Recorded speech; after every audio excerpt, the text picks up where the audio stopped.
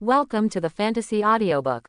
More children, more blessings, starting from marrying a wife to fight for hegemony. Chapter 81. Chu Yukin didn't know who was coming outside this time, but since there were guests, she definitely wanted to meet them. Immediately, Chu Yukin followed the palace guards to the door.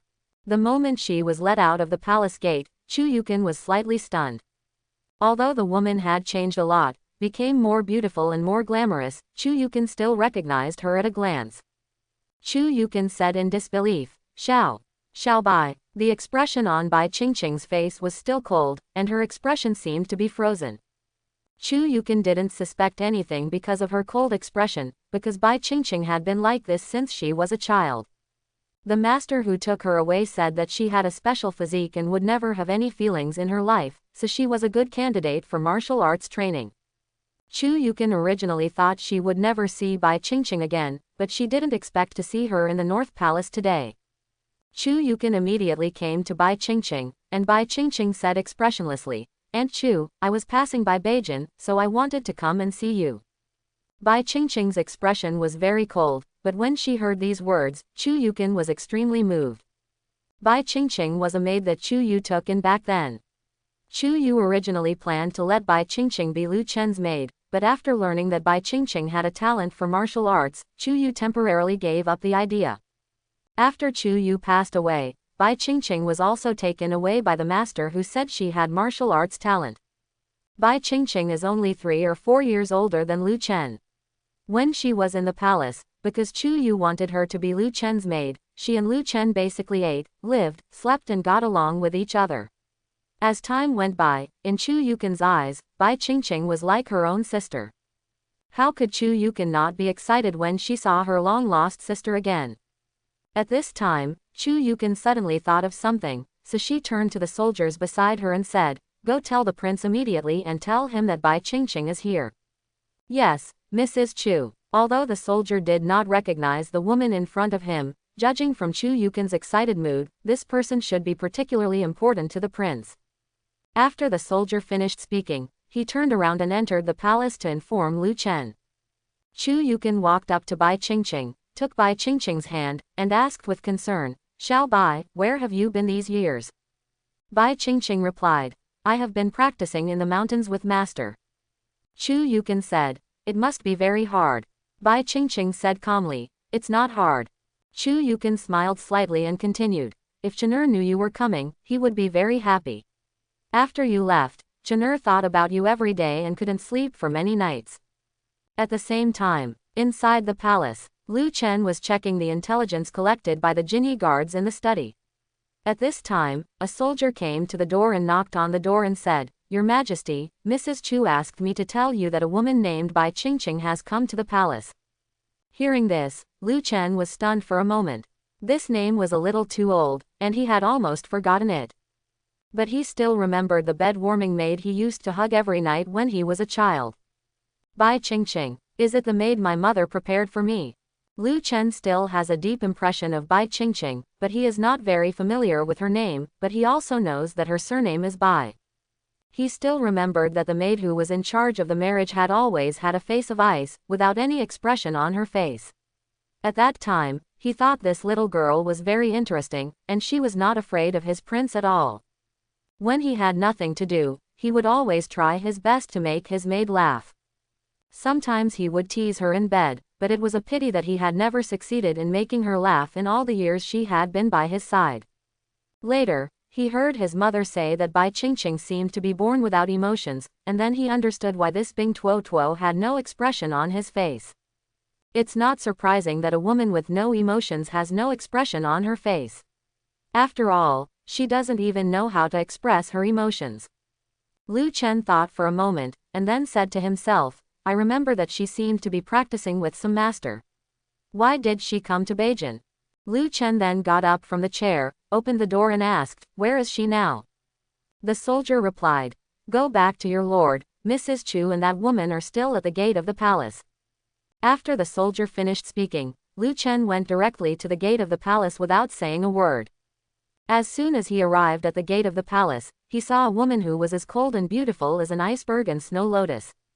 The woman's body seemed to exude a special aura that made people afraid to approach her, as if they could feel the cold air as soon as they got close to her.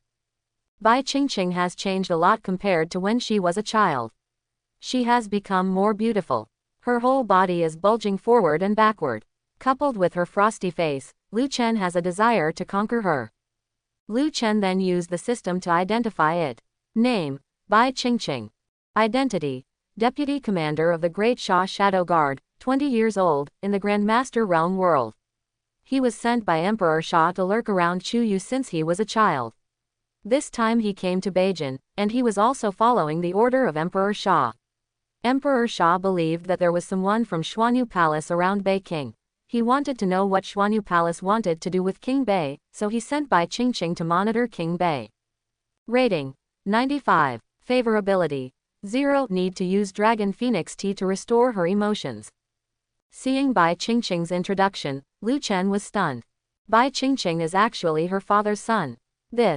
So, if something happened to his mother back then, maybe he, his father, had to put in a lot of effort. He always thought that Bai Qingqing was just an emotionless bed-warming maid, but he didn't expect that her identity was hidden so deeply. If he hadn't activated the system of having many children and many blessings, he might not even know that Bai Qingqing was the person next to Emperor Sha, let alone know that she was actually the deputy commander of the Shadow Guard. The Shadow Guard is a very important force around Emperor Sha. Being able to become the deputy commander of the Shadow Guard shows how powerful Bai Qingqing is. But, no matter who Bai Qingqing is or what her status is, as long as her rating exceeds 90 and she comes to the palace, she is Lu Chen's woman. Lu Chen thought to himself that his father was kind-hearted.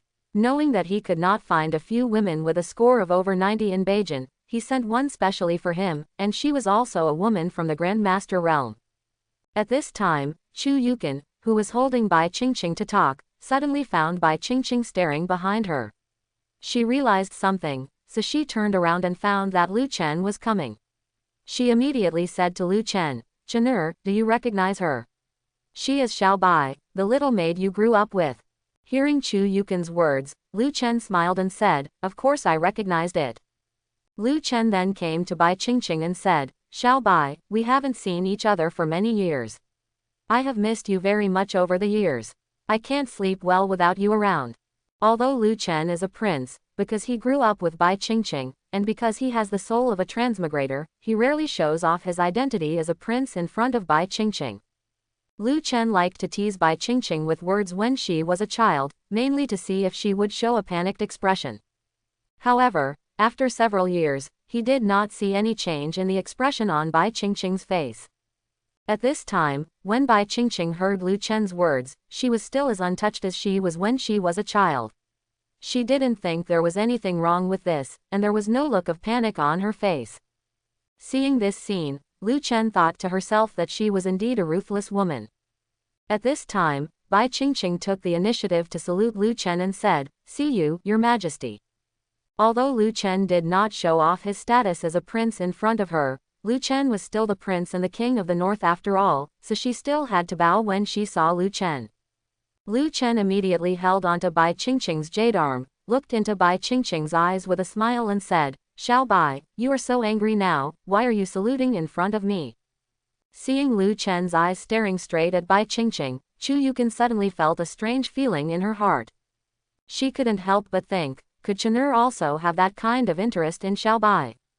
Thinking of this, Chu Yukin quickly stopped herself from thinking any more. She didn't know what was wrong with her today. When she saw Lu Chen talking to other women, she felt sour in her heart. She always felt that Lu Chen was interested in them. Chu Yukin tried to comfort herself in her heart. It wouldn't be surprising if Chen'er was interested in them. What did she want to do so much? Lu Chen said to Bai Qingqing at this time, "Xiao Bai, come in quickly. I want to hear where you have been and what you have experienced in these years." Having said this, Lu Chen directly took Bai Qingqing's beautiful hand and walked towards the palace. Bai Qingqing did not resist and had no idea of breaking away. The two have been hugging each other since childhood, even sleeping together. Bai Qingqing has long been accustomed to close contact with Lu Chen, so she doesn't care at all when Lu Chen holds her hand. Soon they arrived at the main courtyard. Lu Chen immediately asked the maid to make a pot of dragon and phoenix tea, and he poured it for Bai Qingqing himself. The introduction of the system mentioned that dragon and phoenix tea should be used to restore Bai Qingqing's emotions, although I don't know what kind of reaction Bai Qingqing will have after activating Bai Qingqing's emotions. However, the main function of Longfeng tea is to increase the woman's favorability towards him and make her unable to live without him, so even if her emotions are restored, there should be no adverse reactions to her. After pouring the dragon and phoenix tea to Bai Qingqing, Lu Chen took Bai Qingqing's hand and said, "Xiao Bai, this is the royal palace's unique tea. It can refresh your mind after drinking it. Please taste it." Hearing this, Bai Qingqing didn't say anything. She directly picked up the teacup and took a sip. After drinking it, Bai Qingqing discovered that the tea was indeed refreshing, but because she had no emotions, she did not show any surprise. She then put the teacup down and said to Lu Chen expressionlessly, "Thank you, Your Majesty, for the tea." Lu Chen smiled slightly, and then asked, "Where did you go to practice after you left the capital? Why didn't you come back to the capital to see me?" Bai Qingqing said, "I went to practice deep in a certain mountain. I don't know where that place is." She lied without a blushing face or a beating heart, and outsiders couldn't tell that she was lying. If Lu Chen hadn't been systematic, they might have thought that she had gone to practice deep in a certain mountain.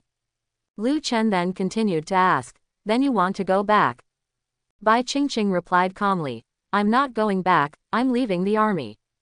Hearing Bai Qingqing's answer, Chu Yukin on the side immediately suggested, "Since you have left the army, how about you stay in Beiwang Mansion from now on? With us?" Bai Qingqing did not refuse, and agreed simply, "Yes, okay." Her main mission in coming to Beiwang Mansion this time was to monitor Beiwang. Since Chu Yukin asked her to stay, it would be convenient for her to monitor Beiwang's every move. Seeing that Bai Qingqing agreed, Chu Yukin felt very happy. Unlike Chu Yukin, Lu Chen knew that Bai Qingqing would take the initiative to stay, so he was not surprised at all when he heard Bai Qingqing agreed to stay.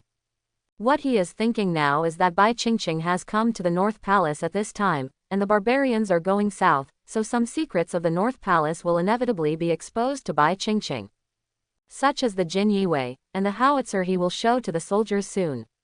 If Bai Qingqing reported these things to his father, it would probably cause some trouble for him. So the best way is to let Bai Qingqing become his woman completely before Bai Qingqing reports these things.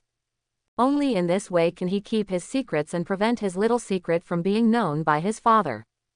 Thinking of this, Lu Chen smiled and said to Bai Qingqing, "Xiao Bai, this kind of tea is also helpful for improving your realm. You can drink more." Having said this, Lu Chen poured himself a cup of dragon and phoenix tea and drank it in one gulp. When Bai Qingqing heard that Lu Chen said that the tea in front of her was helpful for improving her state of mind, Bai Qingqing immediately became interested. She originally thought that the tea was just for refreshing her mind, but she didn't expect that it had other effects. Bai Qingqing said at this time, "Oh, okay." After she finished speaking, she picked up the teacup again and took another sip. After this sip, she found that the tea seemed to be really helpful in improving her realm, and the internal energy in her body was running more smoothly.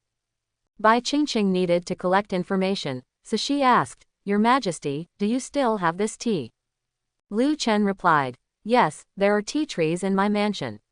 If you want to drink tea in the future, you can pick tea leaves and make them." Listening to Lu Chen's answer, Bai Qingqing was already preparing to report this information. Tea that can enhance the realm is unheard of. As the deputy commander of the Shadow Guard, she will definitely tell Emperor Sha about this. In order to get more information, Bai Qingqing took the initiative to ask, "Your Majesty, I saw a woman with a plum blossom mark on her forehead in the city today. I wonder if you have seen her before." Chen Wanrong felt how extraordinary Bai Qingqing was, and Bai Qingqing naturally felt how extraordinary Chen Wanrong was. Both of them were grandmasters, and they were very familiar with the aura released by Grandmaster. Bai Qingqing suspected that the woman was the mysterious grandmaster who had been rumored to be in the North Palace, so she planned to investigate the woman to see what kind of power was behind her. Hearing Bai Qingqing's question, Lu Chen didn't hide it at all. He said directly, "Are you talking about Miss Chen? She has a plum blossom mark on her forehead, and she happens to be in the palace right now. Do you have anything to do with her? I can ask her to come over now." Hearing Lu Chen's answer, Bai Qingqing thought that that woman was indeed the mysterious Grand Master of the North Palace. Now that the target has been determined, the next task is very simple. She only needs to find out what the woman is doing in Beiwang Mansion. Just when Bai Qingqing was thinking this, her brain suddenly froze, and then she felt a severe pain. The next moment, Bai Qingqing's expression was in a trance and her body was swaying. She felt as if countless pictures flashed through her mind, and it seemed that some memories that did not belong to her poured into her mind. Seeing Bai Qingqing raising her hands to cover her head, Lu Chen quickly supported Bai Qingqing and said, Xiao Bai, what's wrong with you? After being stabilized by Lu Chen, Bai Qingqing wanted to use her skills quickly to check if anything had happened to her body. But at this moment, Bai Qingqing suddenly found that all the skills in her body had disappeared. She is now like an ordinary person. Although he didn't know what happened, Bai Qingqing knew that it must be related to Lu Chen. Maybe it was because there was something wrong with the cup of tea just now. But she couldn't figure it out. When she drank tea just now, she also checked the cup of tea and found no medicinal ingredients in it. Why did he still get tricked? Gradually, Bai Qingqing's vision became blurry and blurred, and she seemed to have entered a strange world. In Sufeng City in Daxia, there is a Beifu. The male owner of the White House married a beautiful wife. Originally, the relationship between the male owner of the White House and his wife had always been harmonious. Until one day, the mistress of the White Mansion suddenly discovered that the male master of the White Mansion was having an affair with a maid, and the maid was even pregnant. From that day on, there was a gap between the mistress of the White Mansion and the male master. Although life went on as usual, the mistress of the White Mansion wanted to execute the maid many times and prevent the maid's child from being born. But under the protection of the male master, the maid still gave birth to the child. However, the child has suffered all kinds of unfair treatment from the day he was born. The mother of the child, that is, the maid, originally thought that the mother was more valuable than the child, but in the end she gave birth to a daughter. This made her very angry. She tried to kill the child many times with her own hands, but she failed because of the male master. The girl gradually grew up, and the children of the mistress of the White Mansion despised her very much. They even called her a fool and often beat her and wanted her to die. Her body has been covered with injuries since she can remember. The male owner of the White House also quarreled with the hostess many times because of this girl, which led to various things happening in the White House. The male owner who had always been protecting her also became more and more disgusted with her and often yelled at her. In this way, the girl was despised by everyone in the White House, and even her own mother completely ignored her when she was 5 years old. One day, a mysterious man came to the White House. The mysterious man took out a packet of medicine and told the little girl that as long as she put the medicine into the well, she would be completely relieved. The little girl didn't know whether she was bewitched or controlled by something. She didn't hesitate at all. She put the medicine given to her by the mysterious man into the well that night. When she woke up the next day, hundreds of people in the Bai Mansion were there, already dead. Later, the little girl was taken to a mysterious place by a mysterious person, and she received all kinds of knowledge about murder every day and night. Gradually, she became more and more indifferent, and her past memories became more and more blurred. Soon, she suffered all her sufferings were completely forgotten by her. One day, the mysterious man who took her out of the White House appeared in front of her again and gave her a task to pretend to be a beggar on the road that a noble person must pass. At that time, the little girl was already a tool that only knew how to kill people. She obeyed the orders of the mysterious man without hesitation. Later, she was brought to the palace by the nobleman, who also planned to make her a maid in the same room as a certain prince. Everyone in the palace was very kind to her, especially the prince. Although the prince always liked to tease her, he never used his status as a prince to bully her in front of her. She once doubted whether she would live in this warm environment forever, until one day a mysterious man gave her an order to find a special thing in the place where the noble man lived. Only then did she understand that she nothing more than a tool. The girl soon transformed into a cold tool again. Until her mission was completed and she finally left the palace, she then performed various killing missions. Later, she became the deputy commander of Daxia's shadow guard. That person is Bai Qingqing. At this time, Bai Qingqing kept replaying the scenes of her and Lu Chen's life in the palace in her mind. Especially the scene where Lu Chen held her to sleep every night and told her various stories, which made her feel as if it was happening right now. Seeing those scenes flashing by, Bai Qingqing suddenly felt like she could hear her own heartbeat. Thump, thump, once, twice. It's becoming more and more obvious. Her cheeks, which had always been cold, now had a blush. At this time, Chu Yukin's voice came to her ears. Xiao Bai, what's wrong with you? Did something go wrong with your practice? Hold on, I'll help you get better. At this moment, Bai Qingqing felt a warm current enter her body, and the crazy input memories in her mind gradually stopped. Bai Qingqing has understood that those memories are not other people's memories, but her own memories. It's just that she didn't want to recall those memories, so those memories were gradually sealed in her mind and forgotten. This has nothing to do with the tea she just drank. Of course, she thinks so.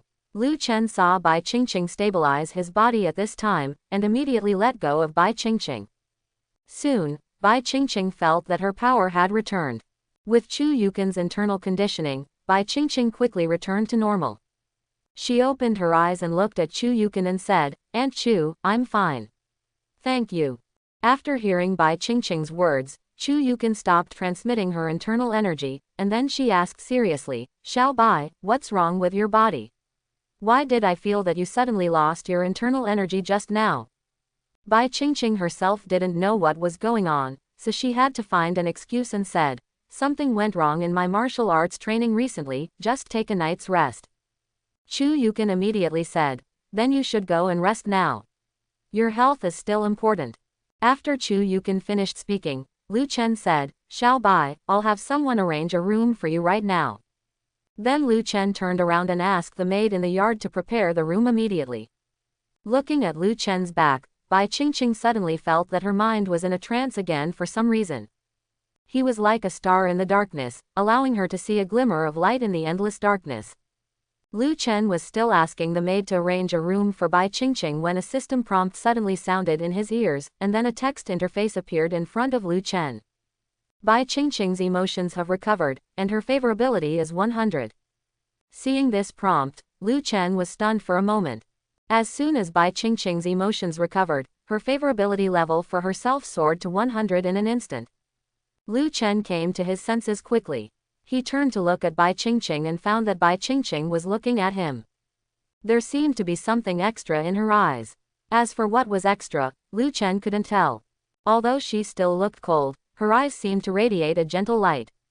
Lu Chen quickly asked the maids to arrange the room, and asked the maids to help Bai Qingqing bathe and rest. Just when Lu Chen was thinking about communicating with Bai Qingqing tonight, Chu Yukin suddenly found Lu Chen. At this time, Lu Chen was sitting in the study, still recalling Bai Qingqing's peerless and cold face in his mind.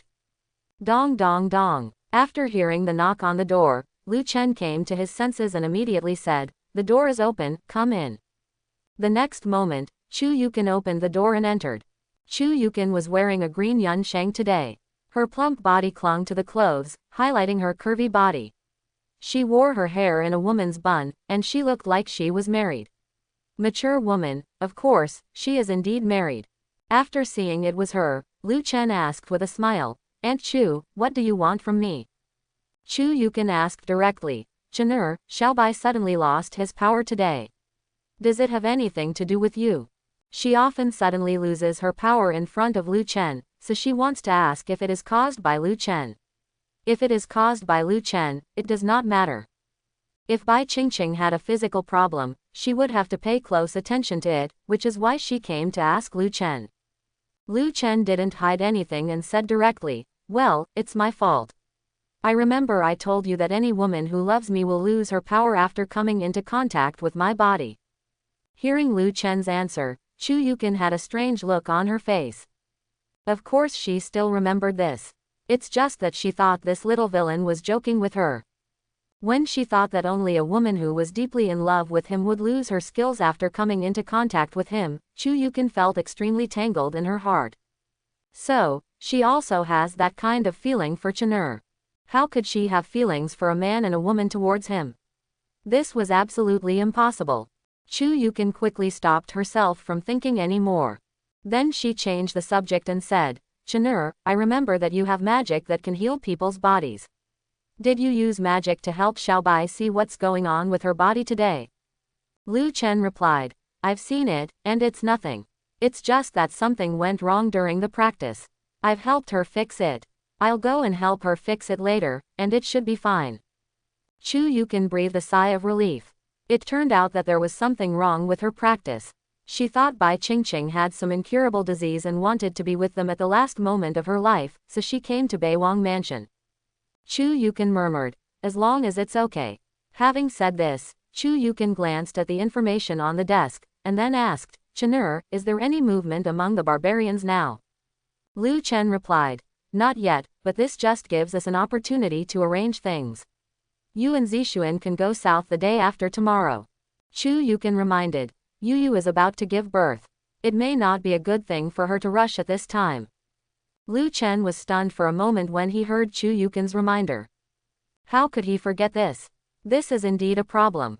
Zhou Yuyu's belly is already very big and she will definitely not be able to withstand the fatigue of traveling. Do you want Zhou Yuyu to stay in Yancheng? Although they have a high chance of defeating the barbarians, Yancheng will be the front line of the war by then, and Lu Chen doesn't want to leave himself with any worries. If Zhou Yuyu stayed in Yancheng, what if the barbarian masters found out about it and they didn't follow martial ethics and came and captured her? Although this possibility is relatively small, it is not impossible. After all, anything can happen on the battlefield. Just when Lu Chen was thinking about what to do, a maid's voice suddenly came from outside, Your Majesty, it's not good, something serious is going to happen. Hearing the maid's panicked voice, Chu Yukin immediately turned around and opened the door to the study. The maid then entered the study and said breathlessly, Your Majesty, Mrs. Zhou, something happened.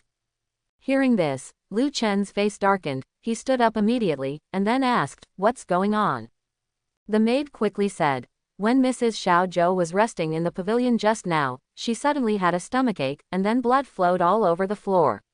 Mrs. Zhou quickly asked the slave to come to you. Hearing what the maid said, Lu Chen realized that Zhou Yuyu's life might be in danger, so he walked directly towards the yard where Zhou Yuyu was without asking any more questions. Chu Yukin also quickly followed him, preparing to go over to see if there was anything she could do to help. After a while, the entire palace was in chaos. Seeing the maids running around, Lin Wanyan, who was sitting in the pavilion in the east courtyard, became curious. She immediately grabbed a maid and asked, Little girl, what happened in the palace? You guys look like why are you looking so flustered? The maid immediately replied, Mrs. Xiao Zhou's amniotic water has broken. Let's go to the north courtyard to help. Hearing this, Lin Wanyan was stunned for a moment. Mrs. Zhou. Of course she didn't know who Mrs. Xiao Zhou was. After all, Xiao Zhou and Da Zhou were the different names given to Zhou Yuyu and Zhou Xiaoxiao by the servants of the palace.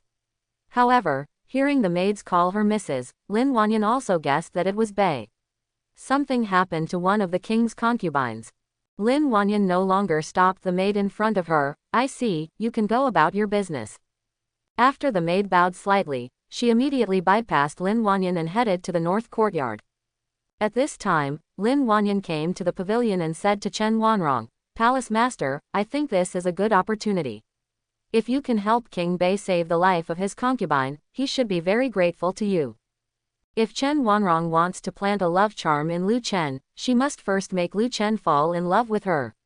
Only in this way can the love charm be planted smoothly.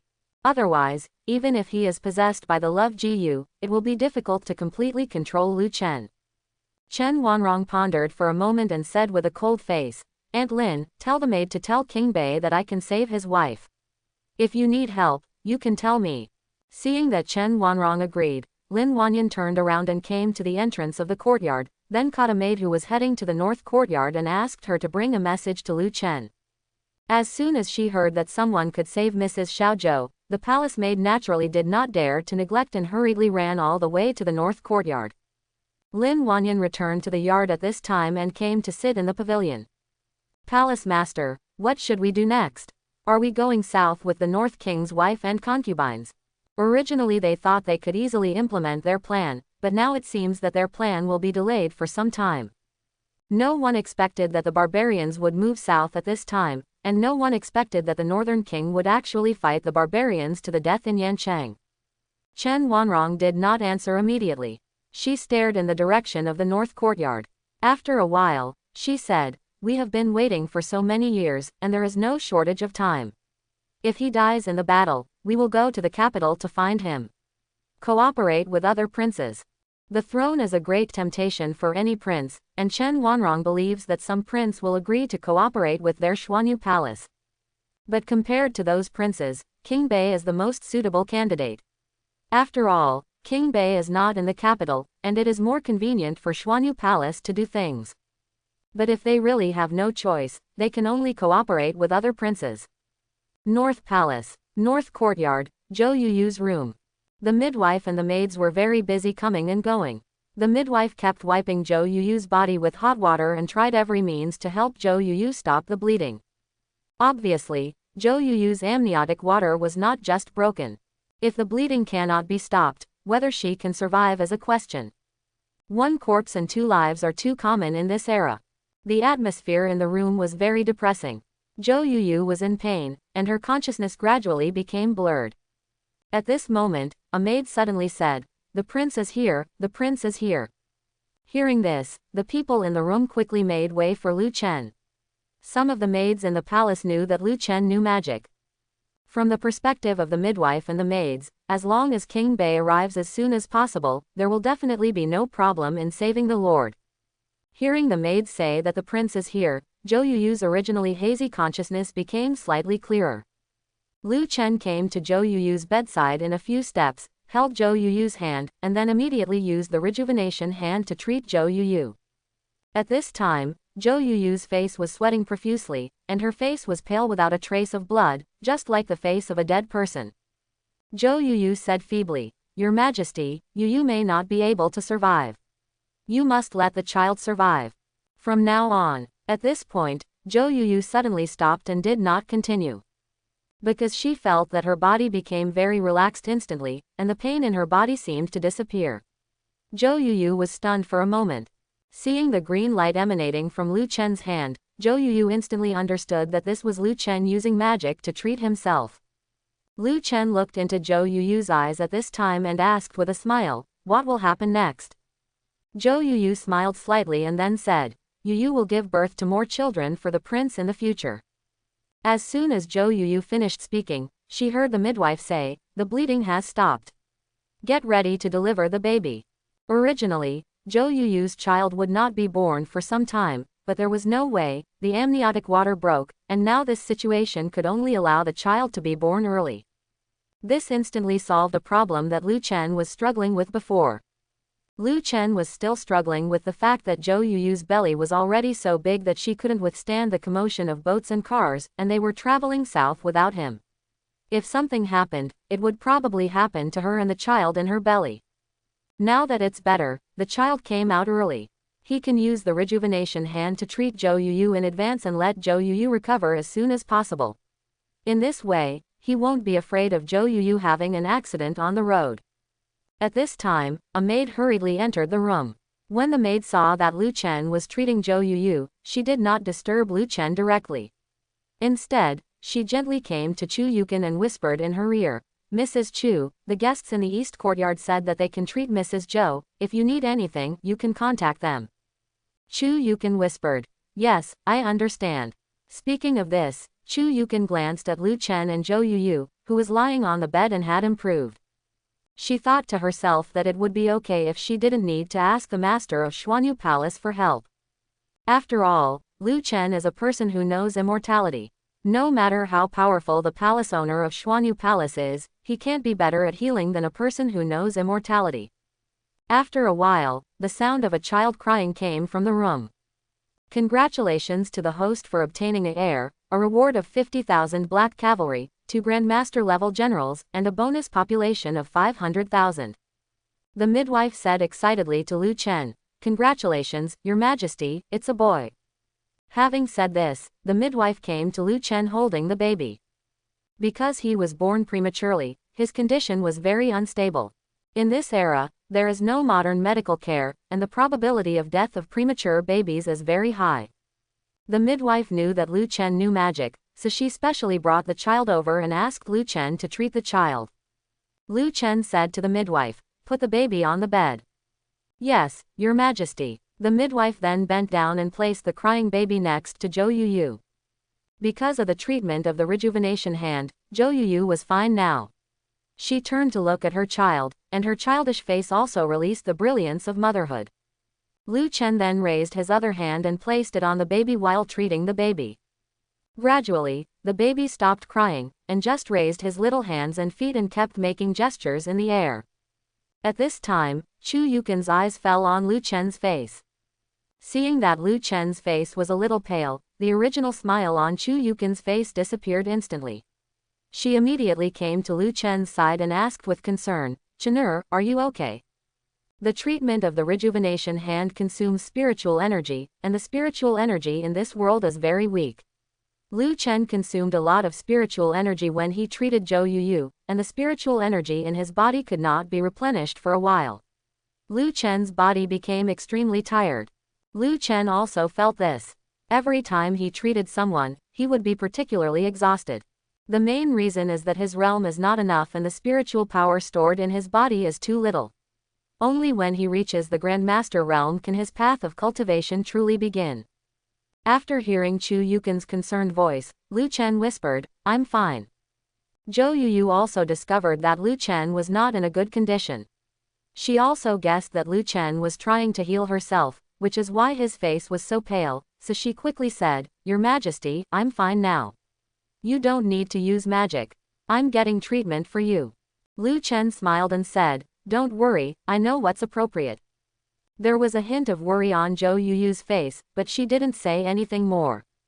After a while, Lu Chen felt that Zhou Yuyu's body had basically returned to the state before pregnancy, so he stopped sending spiritual power to her. Just after the treatment, Lu Chen's body swayed and looked like he was about to collapse. Chu Yukin hurriedly supported Lu Chen from behind. "Chen'er, how are you?" Lu Chen instantly felt warmth and softness on the back of his head, and a faint fragrance slipped into his nostrils.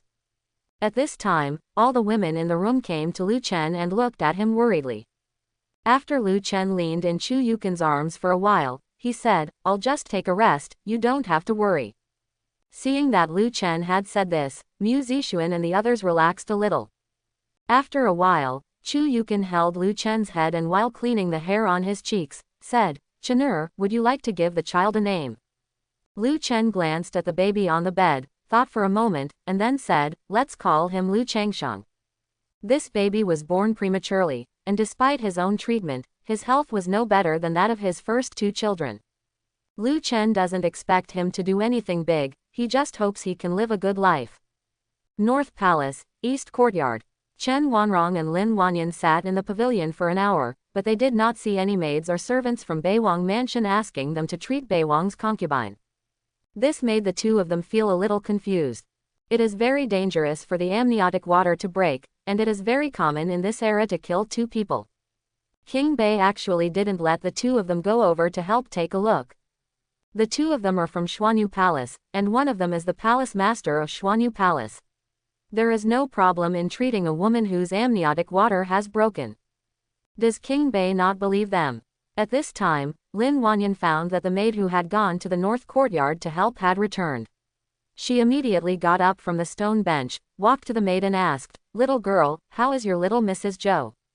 The maid knew that there were some things she couldn't say, so she simply replied, "Mrs. Xiaozhou is out of danger and has successfully given birth to an heir for the prince." Lin Wanyan was a little surprised when she heard the maid's answer. It seems that there are still experts in the palace. Lin Wanyan then turned around and returned to the pavilion. "Palace master, it seems we will only have a chance after the barbarians retreat." The opportunity Lin Wanyan mentioned was naturally the opportunity to show her face in front of King Bei. If Chen Wanrong wants to seduce Lu Chen to have feelings for her, she has to show her face in front of him more. When they first came to Bei County, they thought that it would be easy to capture the lecherous King Bei. After all, Chen Wanrong's beauty was one of the best in Daxia, and she was on the list of stunning beauties. The lustful man was not confused when he saw Chen Wanrong. But after their exchange with Lu Chen, they felt that it might not be so easy to seduce King Bei simply with beauty. Even if King Bei is lecherous, he still has brains. He might find out that they have ulterior motives for him. Therefore, if they want to get close to King Bei, they can't just seduce him with their beauty, but they must also show their other values. It would be best if they could make King Bei fall in love with their palace master without anyone noticing. In order for King Bei to have feelings for Chen Wanrong, it would take a certain amount of time to cultivate them. Now that the barbarians are about to move south, there is not so much time. Now it seems that we can only wait until the war is over. But whether King Bei can survive in the end is probably still a big question. Thinking of this, Chen Wanrong was slightly in a trance. She thought of how when Daxia attacked Chen State, her father asked his wife and children to leave the capital first, and then fought to the death with Daxia's army in the capital, eventually dying on the city wall. Although she was still young at that time, she still remembers what happened at that time. Unexpectedly, not many years later, she would encounter a similar scene again, except that it was no longer her father who was struggling to resist the invasion of foreign enemies, but the son of the enemy who killed her father. Chen Wanrong always felt that this scene was a bit ironic. After Lu Chen stayed with Zhou Yuyu and the child in Zhou Yuyu's room for a while, he went to his study. The reward just now made him very concerned. Entering the study, Lu Chen immediately asked the system, where are the 50,000 black cavalry now? The barbarians were about to move south. Lu Chen had always thought about how to kill the 300,000 barbarian cavalry. However, no matter how he deduced on the map, he found that it was very difficult to kill the 300,000 barbarian cavalry. Although he has a powerful weapon such as a 122mm howitzer in his hand, the barbarian cavalry has high mobility. Once they escape, his own people will not be able to catch up. There are only 30,000 soldiers in Beijing, and among the 30,000 soldiers, there are only a few thousand cavalry. These cavalry are not well trained. If the barbarian army is frightened by the howitzers and flees, it is simply unrealistic for Beijing's soldiers to pursue them or to surround the barbarian cavalry. But it's different now. Now he has 50,000 cavalry. These 50,000 cavalry can ambush in the rear of the Wanning Valley. As long as the barbarian cavalry enters the Wanning Valley, they can surround all 300,000 cavalry. If the barbarian cavalry wants to escape, their 50,000 cavalry can also pursue them. When he thought of this, Lu Chen couldn't help but praise the system in his heart. The system was really powerful and provided him with whatever he lacked. At this time, the system prompts that 50,000 black cavalry are currently located at the foot of Yunnan Mountain in the northeastern part of Bei County. They have received your summons order. Seeing this prompt, Lu Chen was stunned for a moment.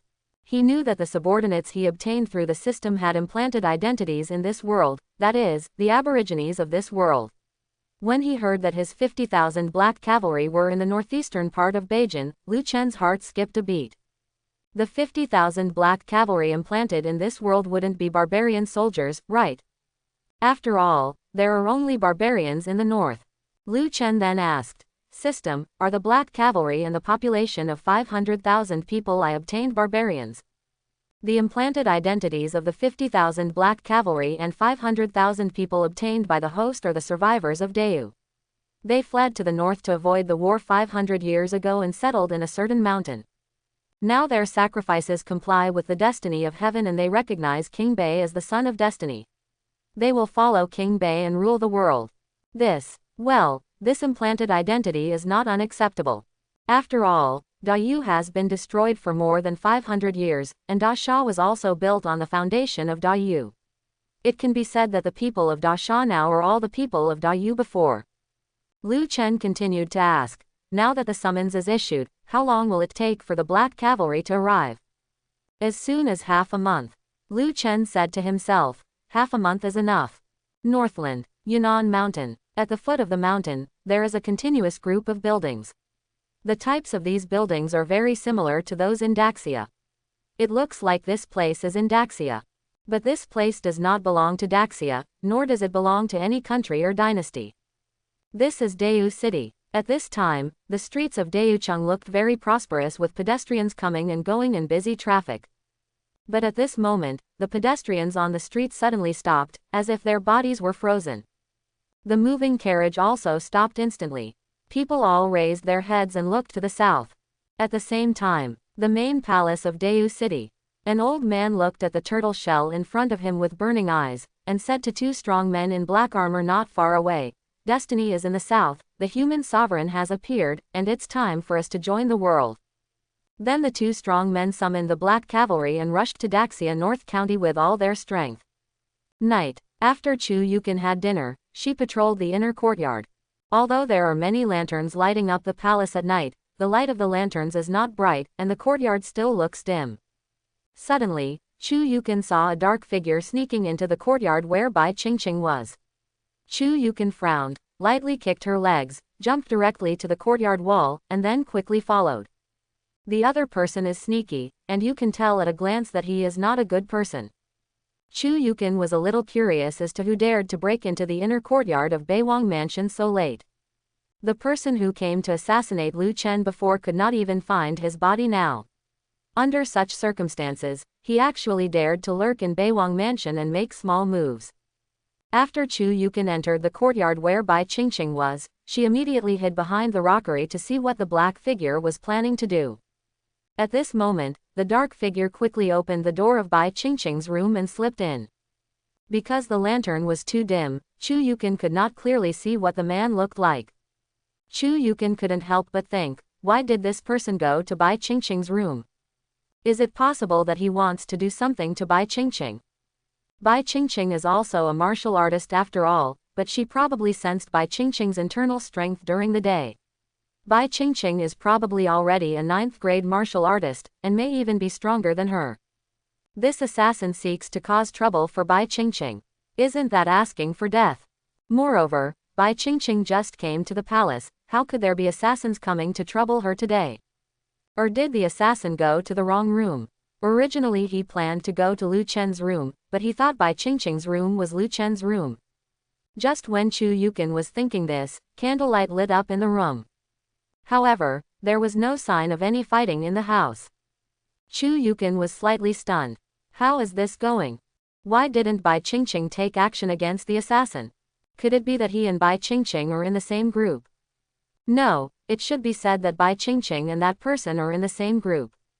Bai Qingqing has been away for so many years, and she suddenly came to see them today and said she wouldn't leave. This seemed a bit suspicious. Chu Yukin has always been relatively sensitive when it comes to Lu Chen's safety. Even every time Wang Qingqi came to Lu Chen to cultivate feelings, she would always be on guard against Wang Qingqi. Chu Yukin cautiously approached the room, intending to see what was going on inside. At the same time, inside the room, after Lu Chen lit the candlelight, he looked at Bai Qingqing who was meditating on the bed. Bai Qingqing felt a little confused when she saw Lu Chen coming to see her so late, so she asked, "What does the prince want to see you for?" Lu Chen smiled and replied, "Can't I just come to you if I have nothing to do?" As Lu Chen said that, he came to the bed and sat down, and his movements were very skillful, as if he didn't even know that he was sitting on the bed of a woman who had not left the court. Lu Chen suddenly came so close, and Bai Qingqing's heart suddenly twitched. She didn't know why, but she suddenly had a very strange feeling. Lu Chen asked at this time, "Xiao Bai, do you still remember the scene when I often held you and told you stories when you were a child?" Seeing Lu Chen suddenly mention this, Bai Qingqing became even more confused. It was late at night that King Bei came to her room just to tell her this. Bai Qingqing replied expressionlessly, I remember. Lu Chen stretched out his hand at this time, took Bai Qingqing's hand directly, and continued, "Then you should still remember what I said, when you grow up, you will be my woman." Hearing Lu Chen's words, Bai Qingqing realized what she was doing. She finally understood why Bei Wang came to her room at night. When she worked as a bed-warming maid for King Bei in the palace, King Bei was not a peaceful person. Moreover, the intelligence collected by the shadow guards during the recent period also mentioned that King Bei was a very lustful man. She didn't sleep at night and came to her room, alone, what else could it be for? However, Bai Qingqing didn't react too fiercely. She looked like a wooden person, so she didn't stop Lu from touching her. Bai Qingqing said expressionlessly at this time, "This slave is the prince's maidservant. If the prince wants your body, he can do it at any time." Seeing Bai Qingqing's cold and expressionless face, Lu Chen became even more restless. The more Bai Qingqing looked so indifferent, the more Lu Chen wanted to see her begging for mercy from him later, which aroused Lu Chen's inner desire to conquer. However, Lu Chen did not get to the point right away. Bai Qingqing's emotions have just recovered, and she has been accustomed to being touched by him since she was a child, so she doesn't know how to resist at all.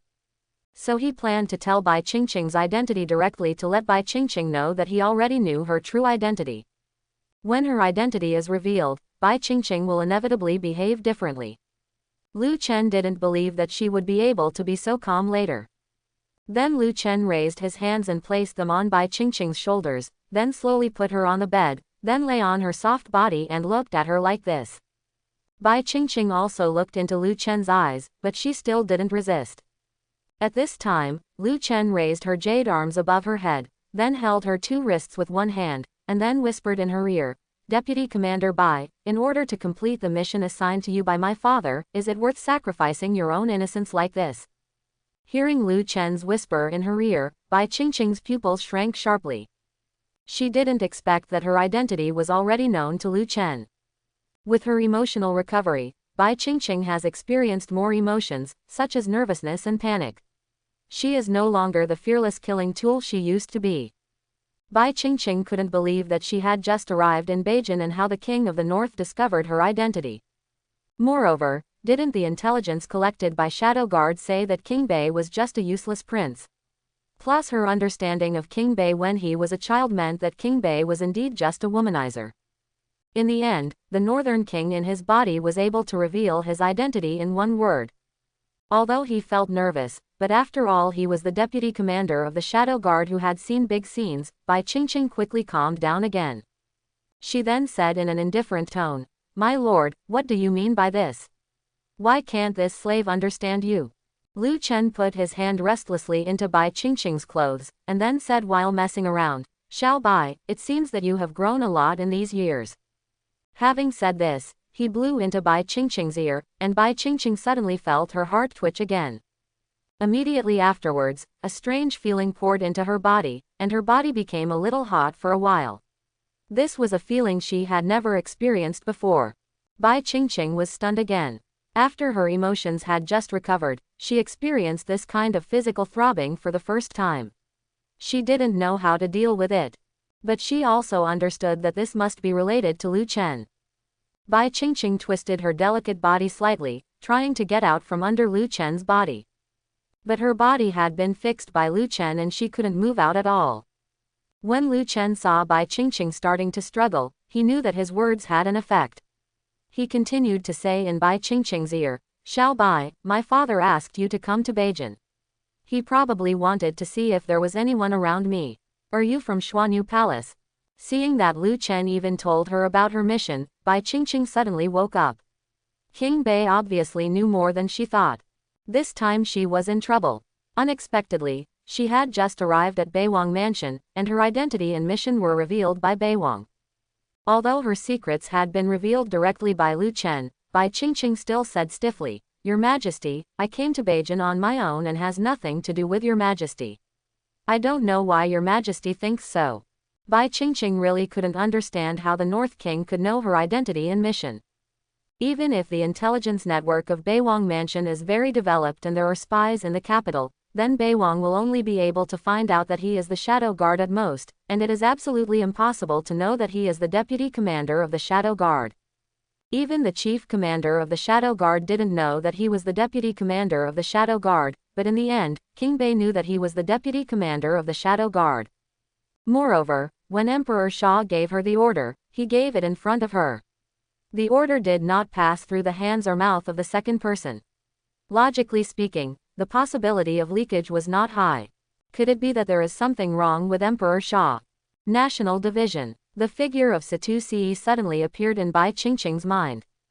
On the day Emperor Xia gave her the order, Situ Ce was also there. Therefore, the person who can reveal her identity and mission is most likely the only national master Situ Ce. However, the national advisor Situ Ce was a close confidant of Emperor Xia, and he had no reason to reveal his affairs. Did Situ Ce rebel? Seeing that Bai Qingqing was still denying, Lu Chen just smiled slightly, and then continued to say in her ear, You must be curious about how I know this. Hearing this, Bai Qingqing immediately struggled weakly. She really wanted to know how Lu Chen knew. However, Lu Chen whispered in her ear at this time, because your hearts and mine are connected, I can hear your inner thoughts. Upon hearing this, Bai Qingqing knew that Lu Chen was teasing her. She felt that her mission had failed and there was no need to stay in Beiwang Mansion anymore. Then she prepared to use her inner strength to push Lu Chen away. She didn't dare to use her skills just now, mainly because she was worried that Lu Chen was an ordinary person and she might accidentally hurt him. But now that she had been exposed and had to leave Beiwang Mansion, she didn't care about it. If he didn't push Lu Chen away, he might not be able to leave soon. The moment Bai Qingqing was about to use her skills, Bai Qingqing was stunned. The power in her body disappeared. How is this going? This happened to her once during the day. During the day, she thought something went wrong while she was practicing martial arts, so she went a little crazy, which caused her skills to disappear temporarily.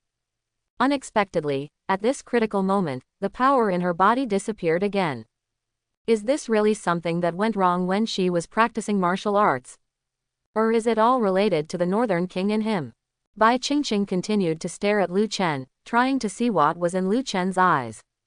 Unfortunately, she only saw Lu Chen's desire for her, but she didn't see anything else. Bai Qingqing immediately said, Your Majesty, I suddenly felt unwell today, so I can only serve you another day. Bai Qingqing's tone was still cold and her expression was indifferent, as if she didn't care at all even if she couldn't break free from Lu Chen. One of Lu Chen's paws was still caressing her body, and Lu Chen then said, Xiao Bai, follow me from now on. Upon hearing this, Bai Qingqing immediately said, This slave is the prince's maid. Lu Chen smiled and then said, Xiao Bai, you know that's not what I meant. At this time, Bai Qingqing's heart suddenly twitched for the third time. For a moment, a blush appeared on her cold cheeks, and it looked like a red flower blooming on the iceberg. Bai Qingqing also realized that something was wrong with her body. She tried to use her power again, but there was still no reaction. Bai Qingqing has basically confirmed that this is related to Lu Chen. When she was in the pavilion during the day, she felt the power in her body disappear. At that time, she was so close to Lu Chen. This kind of situation never happened to her during her journey to Beijing, and there wasn't even any sign. As a result, after entering Beiwang's mansion and coming into contact with Beiwang, her skills disappeared. In addition, Lu Chen already knows her identity, so there seems to be no other explanation for all this except that it is related to Lu Chen. What should we do now? After losing her power, she is no different from ordinary people. The only difference may be that she is stronger than the average lady. But, at this time, Bai Qingqing tried to use her body's natural strength to push Lu Chen away. She was also a killer after all. Even if she had no skills in her body, her general strength was much greater than that of ordinary people. But as soon as she exerted her strength in her arms, she realized that not only her power had disappeared, but also that she couldn't use all the strength in her body. Bai Qingqing finally understood that she was completely controlled by Lu Chen and could not escape at all. Then she simply accepted her fate and just lay on the bed, waiting for Lu Chen to do his work. Her identity has been revealed, her skills have been blocked, and she still can't exert any strength. What else can she do? She can only satisfy Lu Chen's desire and become his maid. Anyway, she had been hugging Lu Chen since she was a child. Although they were not married, her innocence had been handed over to Lu Chen a long time ago. In this era, for an unmarried woman, even holding a man's hand is a disgraceful thing. How can she, a bed-warming maid who often warms Lu Chen's bed, be innocent? Bai Qingqing's mind flashed through scenes of what happened when she was a child. She had been doomed to a tragic fate since she was born, and everything that happened now was natural. She is a tool in her own right. Whether she is a tool for Emperor Sha's rule or a tool for King Bai to vent, there seems to be no difference. After all, they are both tools.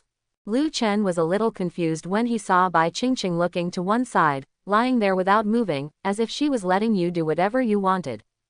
He has already revealed her identity. Although her favorability towards him is 100, she should still resist. Just accept your fate like that.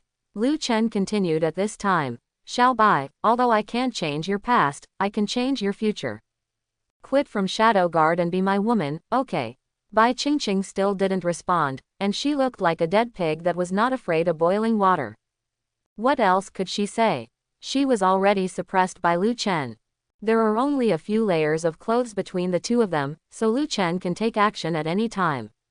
Seeing Bai Qingqing's appearance, Lu Chen thought to himself that Bai Qingqing's emotions have recovered, so she can't still be indifferent to matters between men and women, right?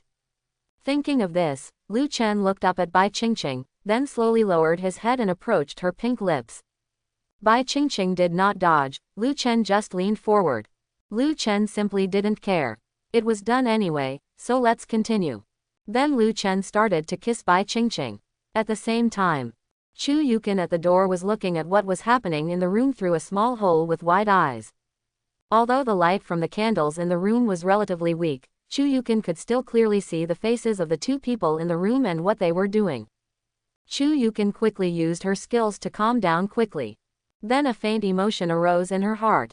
Bai Qingqing came to the palace during the day, but Lu Chen, a bad guy, sneaked into her bed at night and wanted to have it with her. Although Chu Yu originally planned to let Bai Qingqing be Lu Chen's maid, but after all, others had just rushed to Beijing, so it was better to let them rest for a while. How could you let someone else sleep with you that night?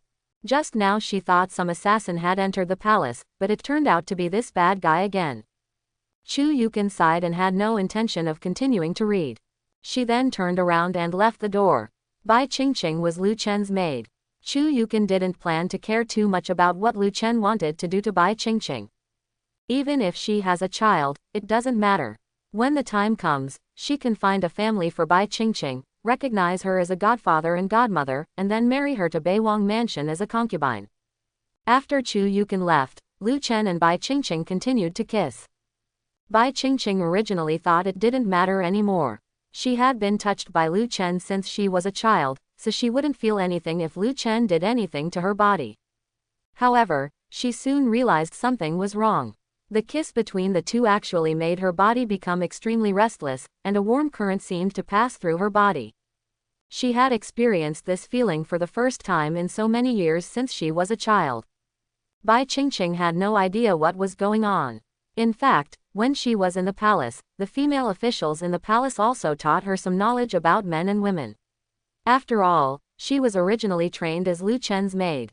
But because her emotions had been blocked at that time, she would not feel anything even if she was held by Lu Chen and had her skin against hers. But things are different now.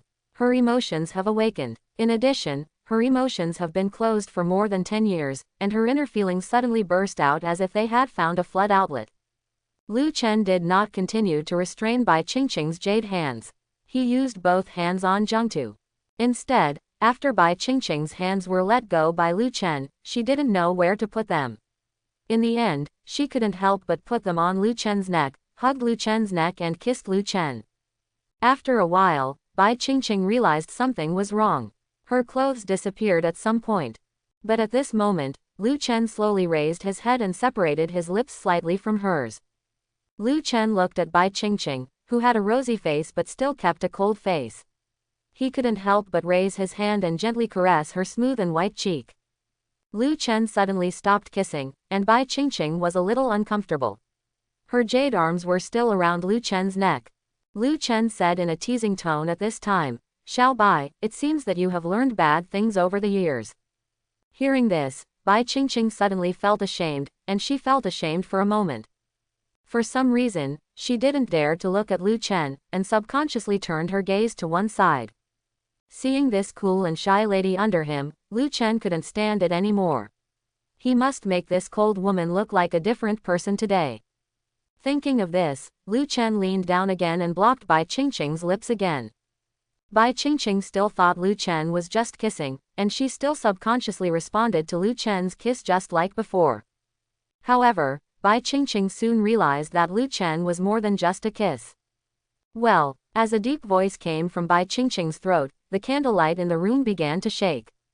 The host cultivates a relationship with Bai Qingqing once. The experience value of qi refining technique is increased by 40, the experience value of rejuvenation hand is increased by 40, the experience value of Dragon and Phoenix Yin and Yang Sutra is increased by 20, and the Dragon and Phoenix Yin and Yang Sutra is successfully unlocked. The host and Bai Qingqing develop a relationship to gain an emotional critical hit. The experience value of the Qi refining technique is increased by 80, the experience value of the rejuvenation hand is increased by 80, the experience value of the Dragon and Phoenix Yin and Yang Sutra is increased by 40, and the Dragon and Phoenix Yin and Yang Sutra is cultivated to the first level. Although a bunch of system prompts appeared in front of Lu Chen had no intention of paying attention to them at this time. He just wanted to make the cold and cold sister in front of him completely his own. But at this time, Lu Chen also noticed a strange feeling. He found a warm current flowing in their bodies. It's like the two of them formed a closed circuit. Although Lu Chen has not yet read the Dragon and Phoenix Yin and Yang Sutra he just obtained, Lu Chen has basically guessed the function of this technique. This should be a technique practiced with women, similar to the Heihuan Kung Fu used by those evil sects.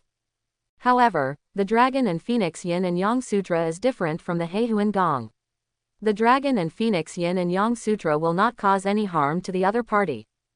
At this time, the unconscious Bai Qingqing's eyes regained a little clarity, and she also felt the power flowing in her body. Originally her skill had disappeared, but she didn't expect it to come back at this time, and another strange internal power appeared in her body, which was an internal power she had never been exposed to before. Obviously, this inner power was conveyed to her by Lu Chen, and the method of conveying it was to cultivate a relationship with her. Just when Bai Qingqing wanted to push Lu Chen away by recovering her skills, she found that she couldn't do it.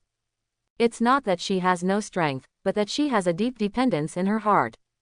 Bai Qingqing understood instantly that she would really have to be Lu Chen, the evil prince's maid, for the rest of her life. At this time, Lu Chen also noticed that there were some complicated emotions in Bai Qingqing's eyes. He smiled and said, "Xiao Bai, call the master and listen." Bai Qingqing ignored Lu Chen. She turned her head again and looked aside. Seeing that Bai Qingqing was indifferent, Lu Chen sighed inwardly. It seemed that he still didn't satisfy her, so he could only continue to cultivate feelings. Fortunately, with the help of the Dragon and Phoenix Yin and Yang Sutra, Bai Qingqing finally chose to surrender. "Xiao Bai, you really don't want to call me master?" "Master, master, huh, master is not a suitable title for you. Please call me brother." "Good, good brother, ah." The next morning, after a night of heart-to-heart talk with Bai Qingqing has completely surrendered. When Lu Chen got up, he glanced around him, and he happened to find Bai Qingqing looking at him too. Their eyes met. For a moment, a blush appeared on Bai Qingqing's cold face again. Bai Qingqing immediately turned her head and returned to her cold look yesterday. Lu Chen then hugged Bai Qingqing's body and whispered in her ear, "Xiao Bai, are you really not going to be mine?" Bai Qingqing turned her back to Lu Chen and said in an emotionless tone, "This slave is the prince's maid." Bai Qingqing had already said this sentence yesterday, but Lu Chen also heard it.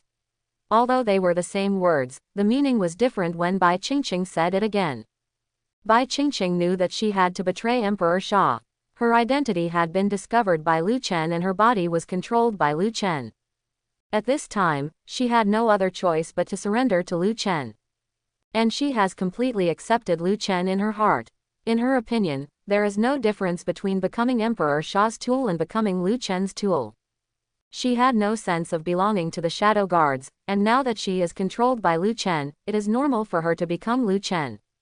It's just that she hasn't gotten used to being Lu Chen's woman yet. Before her relationship recovers, even if she is hugged and kissed by Lu Chen, she won't feel anything. But it was different now. When she and Lu Chen's skin were touching, she would feel restless and hot, and there would be a feeling in her heart that she couldn't understand. Especially the feeling last night, she couldn't understand it. She didn't know why she seemed to be a different person. Not only did he yell in front of Lu Chen, he even called Lu Chen master, good brother, good husband and so on. She even wondered if there was another soul in her body. Everything that happened yesterday had nothing to do with her and was all caused by that soul. At this time, Lu Chen no longer struggled with Bai Qingqing's verbal surrender. Anyway, her heart already belonged to her. At this time, Lu Chen hugged Bai Qingqing's delicate body and turned over, crawling on her soft body and looking down at her cold face. At this time, Bai Qingqing once again had the same strange feeling as last night. She wanted to use her skills to stop her body from continuing to agitate, but she soon found that her skills had disappeared again. Bai Qingqing finally understood that as long as she comes into contact with Lu Chen's body, her skills will disappear. However, there are exceptions. When she develops a relationship with Lu Chen, her skills will come back again, because at that time, the internal force in her body and Lu Chen's internal force will form a circle, constantly circulating in the bodies of the two of them. If it were just in this situation, she wouldn't be able to use her power. Seeing the shy look of the iceberg beauty, Lu Chen suddenly became playful, and then started to get into trouble again. Bai Qingqing's delicate body became hotter and hotter. She bit her silver teeth lightly and frowned slightly. The more Lu Chen watched, the more he wanted to bully her. At this time, Bai Qingqing took the initiative and said, "My lord, it's time for you to get up." Lu Chen chuckled softly, and then said, "You, a maid of the same house, dare to teach me, the prince, how to do things. It seems that you need to be taught a lesson so that you understand the rules of the prince's palace." After the words fell, Lu Chen leaned down. Bai Qingqing wanted to turn away, but Lu Chen directly raised his hand, pinched her delicate chin, and then kissed her immediately. At the same time, the inner courtyard of the palace. After Chu Yukin got up early in the morning, she began her day's inspection. At this time, a maid came to Chu Yukin. "Mrs. Chu, something serious has happened." Seeing the maid's panic, Chu Yukin frowned and immediately asked, "What happened?" The maid hurriedly said, "Commander Qin came to discuss matters with the prince, but the servants searched all the madam's rooms and could not find the prince. The prince seems to have disappeared." Generally speaking, Lu Chen would come out of his wife's room every morning, or he would get up early and go to the study. But today, the maid first went to the study to take a look, and then went to Mu Zixuan's yard, but she didn't find Lu Chen. The maid thought Lu Chen was missing, so she hurriedly ran to find Chu Yukin. Hearing the maid's words, Chu Yukin curled her lips. She naturally knew where Lu Chen went. That bad guy sneaked out to cause trouble last night. Chu Yukin then said to the maid, "I know where he is. Don't panic, I'll go find him. You can go and do your work." Seeing that Chu Yukin had said so, the maid breathed a sigh of relief and said, "Yes, Mrs. Chu." Then Chu Yukin came to the courtyard where Bai Qingqing was. She first glanced at Bai Qingqing's door and thought to herself, it was already so late, Chen'er should be getting up soon, right? Thinking of this, Chu Yukin came to the door of Bai Qingqing's room, intending to remind Lu Chen that Qin Yushan was looking for him. But at this moment, Bai Qingqing's melodious voice came from the room. Hearing this sound, Chu Yukin knew what had happened. But at this time, Chu Yukin was very surprised. What surprised her was not that Lu Chen ate Bai Qingqing, but that Bai Qingqing would behave like this. Bai Qingqing grew up in the palace when she was a few years old. In all these years, Chu Yukin had never seen Bai Qingqing have any other expression. Even after Bai Qingqing fell to the ground, she didn't scream or cry. Later, some masters said that she was an emotionless person. But such an emotionless person now made such a sound in front of Lu Chen. Does she really have no feelings? Or is it that even if you do something like that without emotion, you will still have feelings? Just when Chu Yukin was thinking this, after Bai Qingqing's high-pitched voice, Lu Chen's voice suddenly came from the room, "Aunt Chu, what do you want to see me for?" Lu Chen's perception is now very powerful, and he can easily sense when someone is at the door. He actually caught Chu Yukin peeking at the door last night, but Lu Chen didn't care at all, and Lu Chen also knew that Chu Yukin peeked not once or twice. Many times he and Wang Qingqi were playing on the swings in the yard. If Chu Yukin encountered him while patrolling, he would secretly peek at her, and every time Chu Yukin would watch for a while and not walk away immediately. Hearing Lu Chen's words, Chu Yukin was stunned for a moment at the door, and then she remembered that Lu Chen was no longer what he used to be, and she didn't know what level he had been promoted to. In addition, he practices immortal law. Immortal law is definitely different from ordinary techniques, so it is normal for him to be able to sense people outside the room. However, Chu Yukin's cheeks felt hot when she thought of being caught by Lu Chen while eavesdropping on the wall. Then Chu Yukin coughed and said, "Chen'er, Commander Qin said he has something to do with you. He has gone to your study to wait for you." Upon hearing this, Lu Chen immediately said, "Oh, okay, I understand, I'll be there right away." Having said this, Lu Chen got up from the bed, then gently stroked Bai Qingqing's cheek, and said with a smile, "Xiao Bai, it seems that you have completely integrated into the role of your roommate's maid." Bai Qingqing lay on the bed with a face full of shame, motionless. She really couldn't figure out why she was like this or feeling like that. Is she that kind of woman to begin with? Or do you mean that you have been completely enslaved by Lu Chen? Not only the body is enslaved, but the soul is also enslaved. Lu Chen then got up and got dressed. While getting dressed, he said, "I'll come see you again in the evening. I have something else to do, so I'll leave first. You can lie down and have a good rest." After putting on his clothes, Lu Chen left the room. Seeing Lu Chen's leaving figure, Bai Qingqing's eyes were filled with complex emotions. Lu Chen didn't even eat breakfast, so he went directly to the study. At this time, Qin Yushan was already waiting for Lu Chen in the study. After seeing Lu Chen coming, Qin Yushan immediately saluted and said, "See you, Your Majesty." Lu Chen said, nodded and asked, "Commander Qin, do you have any new information?" Qin Yushan came to him early in the morning. There must be something important, otherwise he would not come to him so early. Everyone knows that he likes to sleep in with his wives and concubines, so they usually don't disturb him too early. Qin Yushan replied, "My lord, there is a letter from the capital. Commander Liang asked them to find out that the 8th prince had colluded with the barbarians. The 8th prince smuggled a lot of salt and iron to the barbarian Sirius king through the caravan. This time the barbarian army of 300,000 went south. I'm afraid it has something to do with the 8th prince and the Zhongnan family." Having said this, Qin Yushan took out a piece of information from his sleeve that had just arrived this morning. Lu Chen took the information from Qin Yushan, then opened it and looked at it carefully. Lu Chen's face gradually became ugly. He did not expect that the 8th prince Lu Shuyun, a heartless guy who had just assassinated his brother, would now engage in traitorous acts.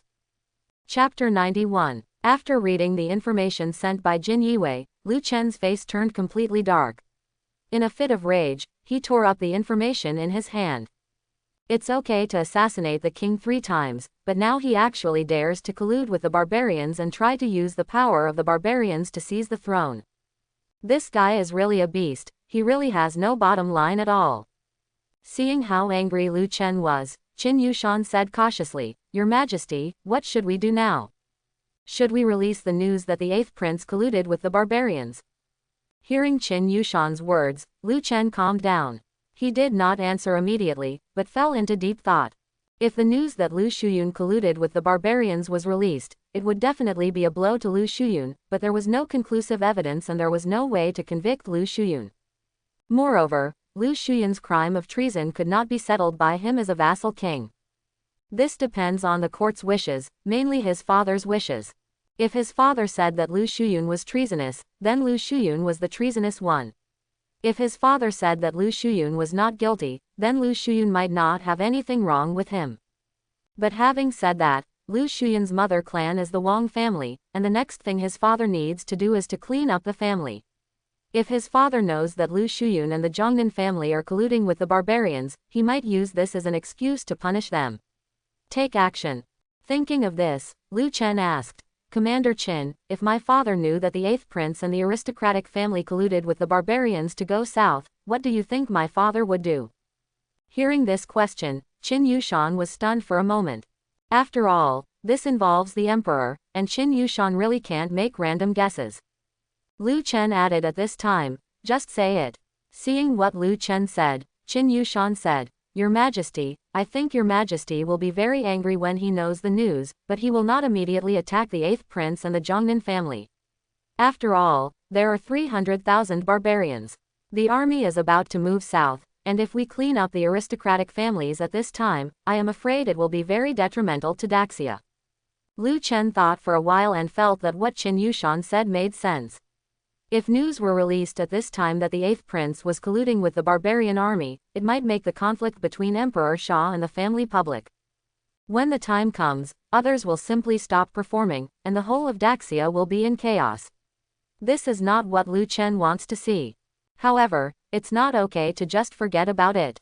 He had long been unhappy with Lu Shuyun, who had repeatedly sent Shuiyu Tower to assassinate him, and now he was doing such treasonous things. This traitor cannot be allowed to live so freely, he must pay some price. Thinking of this, Lu Chen said, "Pass this king's order and ask Commander Liang to find a way to assassinate the 8th prince. It doesn't have to be successful, but try to get rid of all the important people around the 8th prince." Lu Chen did this, on the one hand, as a warning to the 8th prince, and on the other hand, it was also regarded as revenge against him. Of course, it would be great if the traitor Lu Shuyun could be eliminated directly. However, Lu Chen didn't think that Liang Zong and the royal guards in the capital could get rid of a prince in the capital, not to mention that there was a transcendent-level family, the Wang family, behind Lu Shuyun.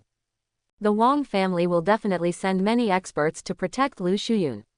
Whether Liang Zong and the others can hurt Lu Shuyun is a question. But no matter whether he could succeed or not, Lu Shuyun could never be allowed to act so wantonly, so rampantly and lawlessly in the capital. In order to seize the legitimate heir, he actually took the initiative to collude with foreign enemies, completely ignoring the life and death of the people of Beijing. Although Beijing is already the fiefdom of him, the northern king, in name, Beijing is also Daxia's Beijing. If Lu Shuyun succeeded in seizing the legitimate son in the future, Beijing would be considered a place he ruled. However, this guy sold Beijing just to seize the legitimate son. Lu Chen also knew that his decision to assassinate Lu Shuyun was somewhat emotional, and even doing so might expose Jin Yiwei's whereabouts. But if he doesn't do something, he really can't let go of his bad breath. Qin Yushan also saw Lu Chen's inner thoughts. He also knew that Lu Chen must be very angry now, so he suggested, "Your Majesty, although the news that the 8th prince colluded with the barbarians is not suitable to be spread for the time being, you can reveal some information to His Majesty. His Majesty will definitely mobilize the shadow guards to investigate. If it is found that the 8th prince is colluding with the barbarians, even if he does not punish the 8th prince now, after the barbarians go south, he will take out the evidence to deal with the 8th prince and the barbarians." Zhongnan family. Originally, Emperor Xia was thinking of finding an excuse to attack the aristocratic family, but in the end, the Zhongnan family went to collude with the barbarians. Wasn't this taking the initiative to hand over the knife to Emperor Xia? As for sacrificing an 8th prince, it was nothing to Emperor Xia. The 8th prince was the spokesperson of the Zhongnan family, and Emperor Xia had no intention of choosing him as the crown prince. The royal family was ruthless. Emperor Xia didn't even care about the 8th prince assassinating King Bei, so how could he care about sacrificing an 8th prince? He had many sons, and the death of one or two was no loss to him. Moreover, as Grand Master, Emperor Xia was still young and strong, so he could make children very quickly. After hearing Qin Yushan's suggestion, Lu Chen pondered for a moment and then said, "I will write a memorial to my father right now." Hearing Lu Chen's words, Qin Yushan quickly said, "My lord, you must not do this." Lu Chen was stunned for a moment, then asked, "Didn't you suggest that I reveal something to my father? If I don't write a memorial, how can I reveal to my father about the collusion between the barbarians and the 8th prince?" Information. Qin Yushan said, "My lord, what I mean is that this matter cannot be passed to your majesty through a memorial. If the prince writes a memorial, it is a political matter. After your majesty knows, he will probably discuss it with the ministers. Moreover, the memorial has not yet reached His Majesty, so others may know its contents. If the prince wants this matter to be known to His Majesty, he should write a letter from home. Only a letter from home can be delivered to His Majesty's hands as soon as possible." In Daxia, the memorials passed down from the local government had to be reviewed by the people below, and some memorials could not reach the hands of Emperor Xia at all. If what Lu Chen wrote was a memorial, there would be no doubt that he would be stopped once discovered by the 8th prince's people. But if it is a letter written from home, it is different. If the letter is written in the name of the 9th prince, it will be sent directly to Emperor Xia. Lu Chen was stunned for a moment when he heard Qin Yushan's words. Letter home. A vassal prince writing a letter home to the emperor. Has there ever been such an abstract thing in Daxia? He seemed to have never heard that the prince who became a vassal after leaving the country had to write a family letter to the emperor. When he left to become a vassal, it meant that he would be a minister in the future, and the relationship between father and son was diluted. At this time, would these family letters be a bit confusing? 2. After Lu Chen pondered for a moment, he felt that what Qin Yushan said actually made sense. If he submitted the memorial himself, it was very likely that the memorial would not reach Emperor Sha's hands. But letters from home were different. He didn't believe that anyone would even intercept his own letters from home. Although it is a bit abstract for a vassal king to write a family letter to the emperor, he is not unqualified to write a family letter. After all, even if he is a vassal king, he is still the son of Emperor Sha.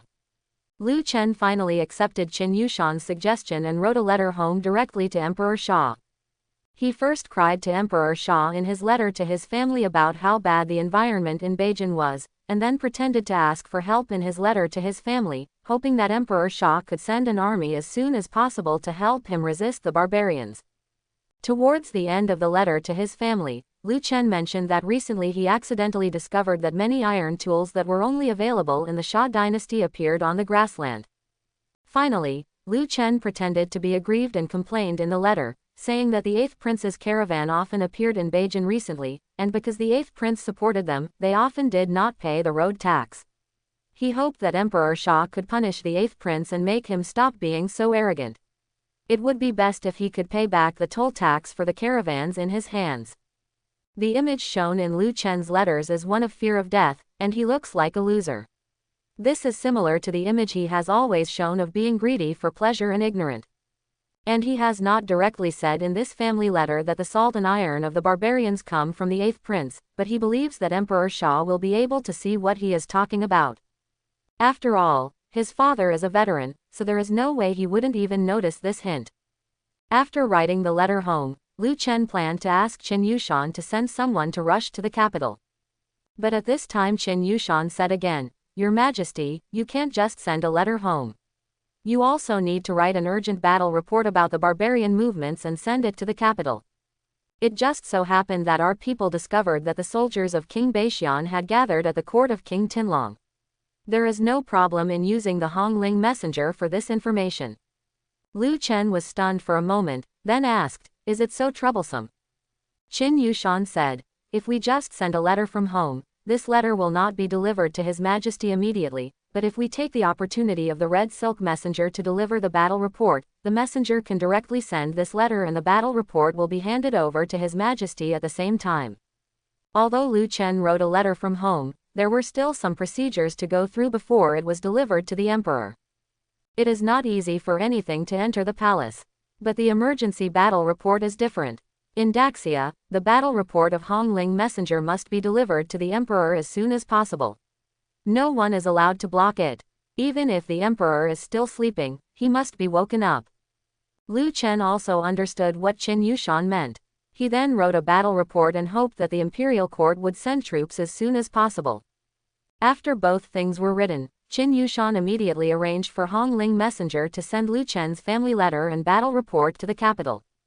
At this time, Lu Chen was sitting in the study, looking at the map on the table, and fell into silence. After the letter is sent to the capital, his father will most likely ask Bai Qingqing, the deputy commander of the Shadow Guard, to investigate the affairs of the barbarians in Beijing. At that time, he can take advantage of it and ask Bai Qingqing to provide some evidence that the 8th prince colluded with the barbarians. Send it up. Of course, it is not easy to collect evidence that the 8th prince and his family colluded with the barbarians. After all, the evidence is all with the barbarians. So the most important thing they have to do now is to defeat the barbarians. Only in this way can they obtain evidence from the barbarians that Lu Shuyun colluded with the barbarians. Only then will the evidence be used as an excuse by Emperor Sha to deal with the aristocratic family. As for what will happen to the 8th prince and the family in the end, Lu Chen doesn't care at all. These guys are unkind and unjust, so don't blame him. Just as Lu Chen was looking at the map, there was a knock on the door. Lu Chen came to his senses and said, "The door is open, come in." The next moment, Chu Yukin opened the door and entered the study. Seeing Chu Yukin's graceful figure, the seriousness on Lu Chen's face disappeared, and he asked with a smile, "Aunt Chu, do you have anything to do with me?" Chu Yukin said, "Chenur, do you plan to let the people from the palace go south to Anping City this time? You have to keep some people around you to take care of you, right?" Hearing this, Lu Chen thought for a moment and then said, why don't you let Xiaobai stay and take care of me? Hearing Lu Chen mention Bai Qingqing, Chu Yukin glanced at Lu Chen faintly, and she knew that Lu Chen would choose Bai Qingqing. First of all, Bai Qingqing has a certain level of strength, and Bai Qingqing has just come to the palace. Although Lu Chen and Bai Qingqing have known each other since childhood, after all, they have been separated for so many years, which is somewhat new to Lu Chen. And Bai Qingqing looks more cool and beautiful. Lu Chen must like her body very much. Chu Yukin then asked, is she the only one? Aren't you going to stay with that vixen from 100 Flowers Tower? Hearing this, Lu Chen was silent for a moment. Chu Yukin continued, the third assassination attempt at Blood Moon Tower has failed. I'm afraid the 8th prince has noticed Wang Qingqi's strangeness. In my opinion, there is no need for her to continue to stay in 100 Flowers Tower. It's better to just arrange for her to be your slave girl and serve you in the palace every day. And she's pretty strong too. She might be able to protect you at critical moments. Chu Yukin thought to herself that Wang Qingqi was also a 9th grade martial artist after all. If she was by Lu Chen's side, she would be a good human shield if Lu Chen was in danger. Lu Chen pondered for a moment and then said, no, let her follow you to Anping City. Hearing Lu Chen's words, Chu Yukin confirmed, is Xiaobai really going to be left alone? Lu Chen nodded and said with a smile, Xiaobai is enough alone. And I'm also worried that if I'm not in Anping City, then that beast in the capital will send people to come and cause trouble for you. Wang Qingqi is a half-step grandmaster. With her, Zixuan and the others' safety will be guaranteed. Chu Yukin was a little surprised when she heard Lu Chen's words. Wang Qingqi is already half a grandmaster. Wouldn't that be the same as my own realm? When she thought of this, Chu Yukin always felt a little unhappy. She had always felt uncomfortable seeing that foxy girl. Lu Chen's wives and concubines all respect her more, but the foxy one always comes up to her and says things like, the prince is so powerful, and, the prince can make people fly. It seems that in the eyes of that foxy girl, she is Lu Chen's woman just like her, so she speaks so unscrupulously in front of her. If it weren't for Lu Chen's face, she would have taken action against Wang Qingqi. After Chu Yukin came back to her senses, she sighed and said, Chenur, I won't ask you more questions about what you want to do, but I still want to remind you that if you are really in danger, you really can't resist the barbarians. If we attack, just run south. The current situation in the capital is relatively turbulent. Your Majesty will most likely not send too many soldiers north. The only one you can rely on is yourself. Even if you fail to defend Beijing, the people of Daxia will not laugh at you. At least you took the initiative to fight against the barbarians. Quote, Lu Chen is an existence whose image in the hearts of the people has hit rock bottom. Even if he really abandons Beijing and runs away, the people of Daxia will not be surprised. On the contrary, Lu Chen's decisive battle with the barbarians in Yancheng will make the people think that King Bei still has some backbone, and his image in the hearts of the people can bottom out. Hearing Chu Yukin's reminder, Lu Chen smiled slightly, and then said, don't worry, Aunt Chu, I still cherish my life. If I really can't defeat the barbarians, I know what to do. Seeing what Lu Chen said, Chu Yukin didn't say anything more. She turned around and said, okay, I'll go on patrol first. You can do your work. After finishing her words, Chu Yukin turned and left the study. 2 days later, the entrance to the palace. The motorcade heading south from the palace was ready. Lu Chen stood at the door of the palace and said goodbye to his wives and concubines one by one. Zhou Yuyu and Zhou Xiaoxiao lay in Lu Chen's arms, sobbing non-stop. Zhou Yuyu's eyes were red from crying. Zhou Xiaoxiao wiped her tears and said, my lord, if you can't stop the barbarians, you must go south. Zhou Yuyu hugged Lu Chen's waist and rested her head on Lu Chen's chest. Ooh lord, I will be waiting for your good news in Anping City, she said. At this time, Mu Zixuan, who was standing aside, also looked into Lu Chen's eyes and said, Your Majesty, I'm gone, you have to take care of yourself. After hearing what the three of them said, Lu Chen said with a smile, Don't worry, the war will be over soon, no more than half a year at most. When they heard that they would not be able to see Lu Chen for half a year, Zhou Xiaoxiao and Zhou Yuyu cried even harder. Even Mu Zixuan's eyes turned slightly red, as if she was about to cry. Lu Chen comforted him and said, Okay, my babies, don't cry. As soon as the war is over, I will send someone to take you back immediately.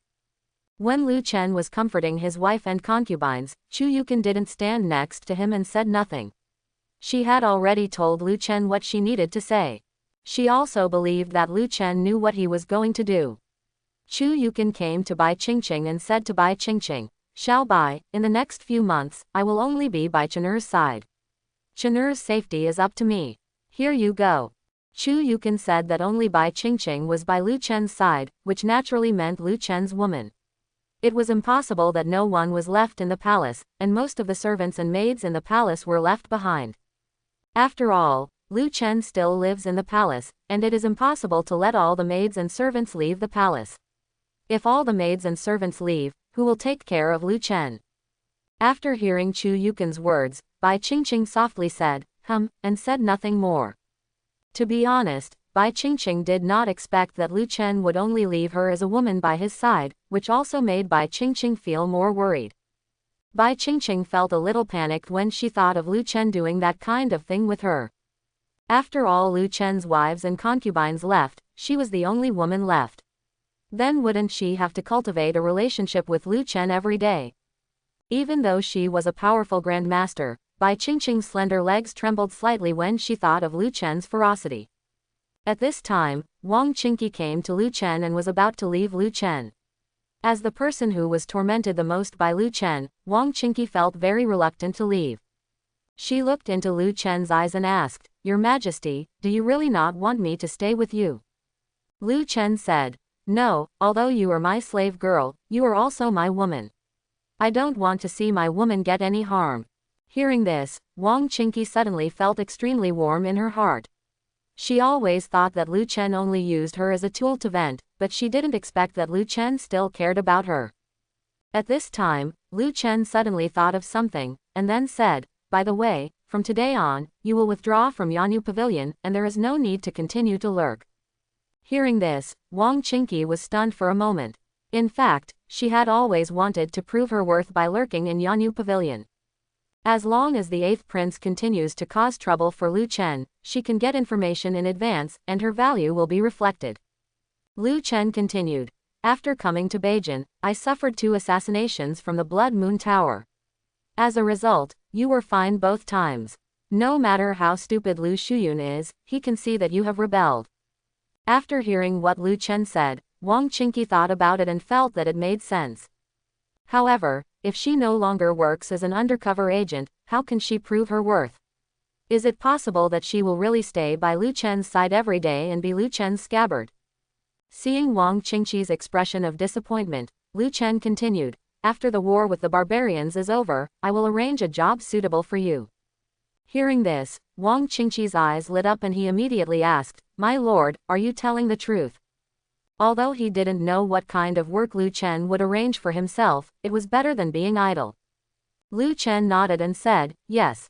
Although he has not yet thought of arranging any work for Wang Qingqi, he has no intention of leaving Wang Qingqi idle.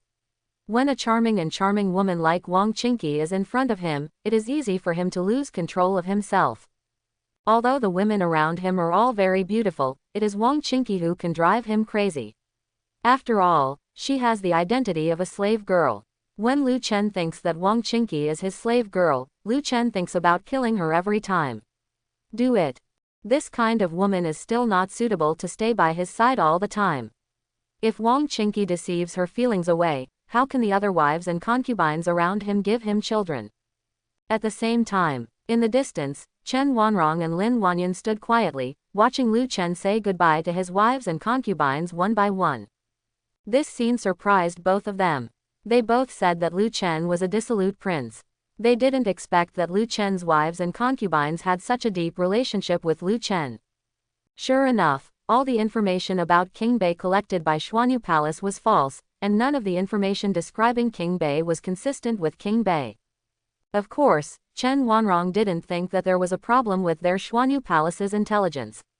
She did think that King Bei was hiding deep and was not an ordinary person. Otherwise, the outside world wouldn't be able to spread rumors that King Bei is a waste.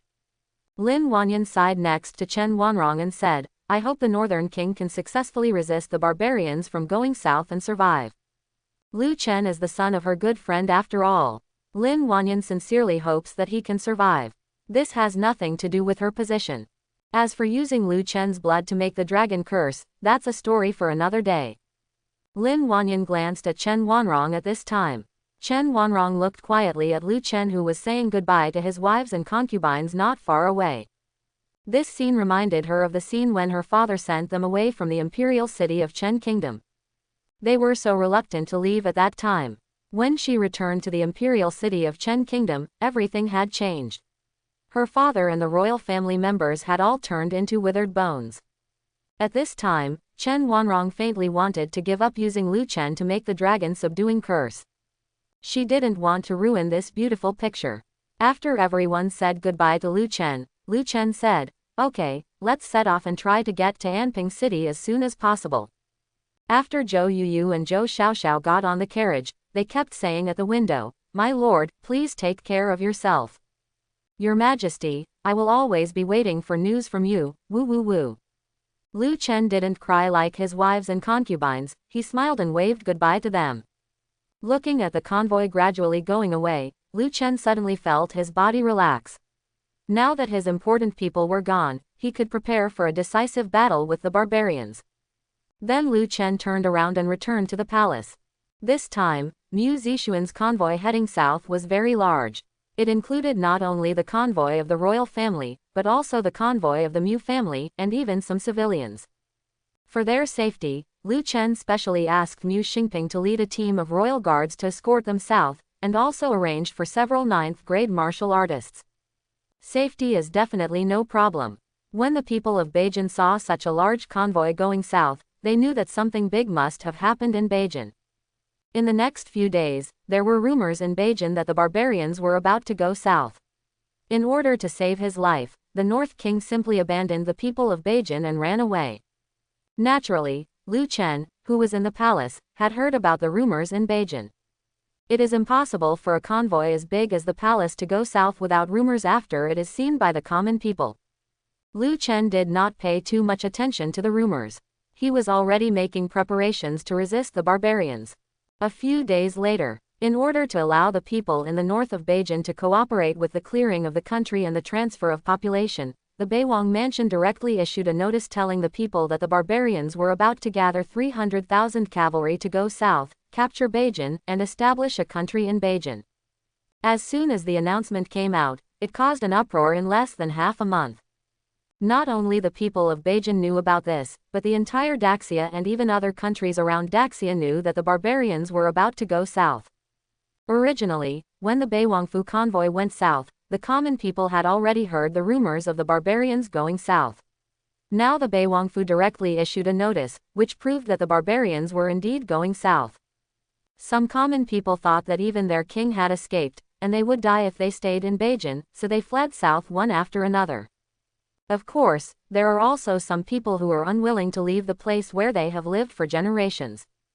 In order to get the common people to cooperate with the policy of clearing the country, the Northern Palace soon issued another decree. All people who cooperated with the policy of clearing the country will be exempted from agricultural taxes for 2 years when the war is over, when they return to their original land. Lu Chen originally planned to use the agricultural tax exemption policy to promote the planting of new crops, but there was no way. Some people in the north refused to leave, so he had to take out this policy in advance. If under such circumstances, those people still refuse to leave, Lu Chen will not take care of them. He is still busy training the new army and cannot focus all his thoughts on strengthening the walls and clearing the country. Early morning, after Lu Chen got up, he glanced at the iceberg beauty in his arms. Bai Qingqing happened to be watching him too, and Bai Qingqing always woke up before him. Seeing Lu Chen looking at her, a blush appeared on Bai Qingqing's cold face, and she immediately turned her head and looked away.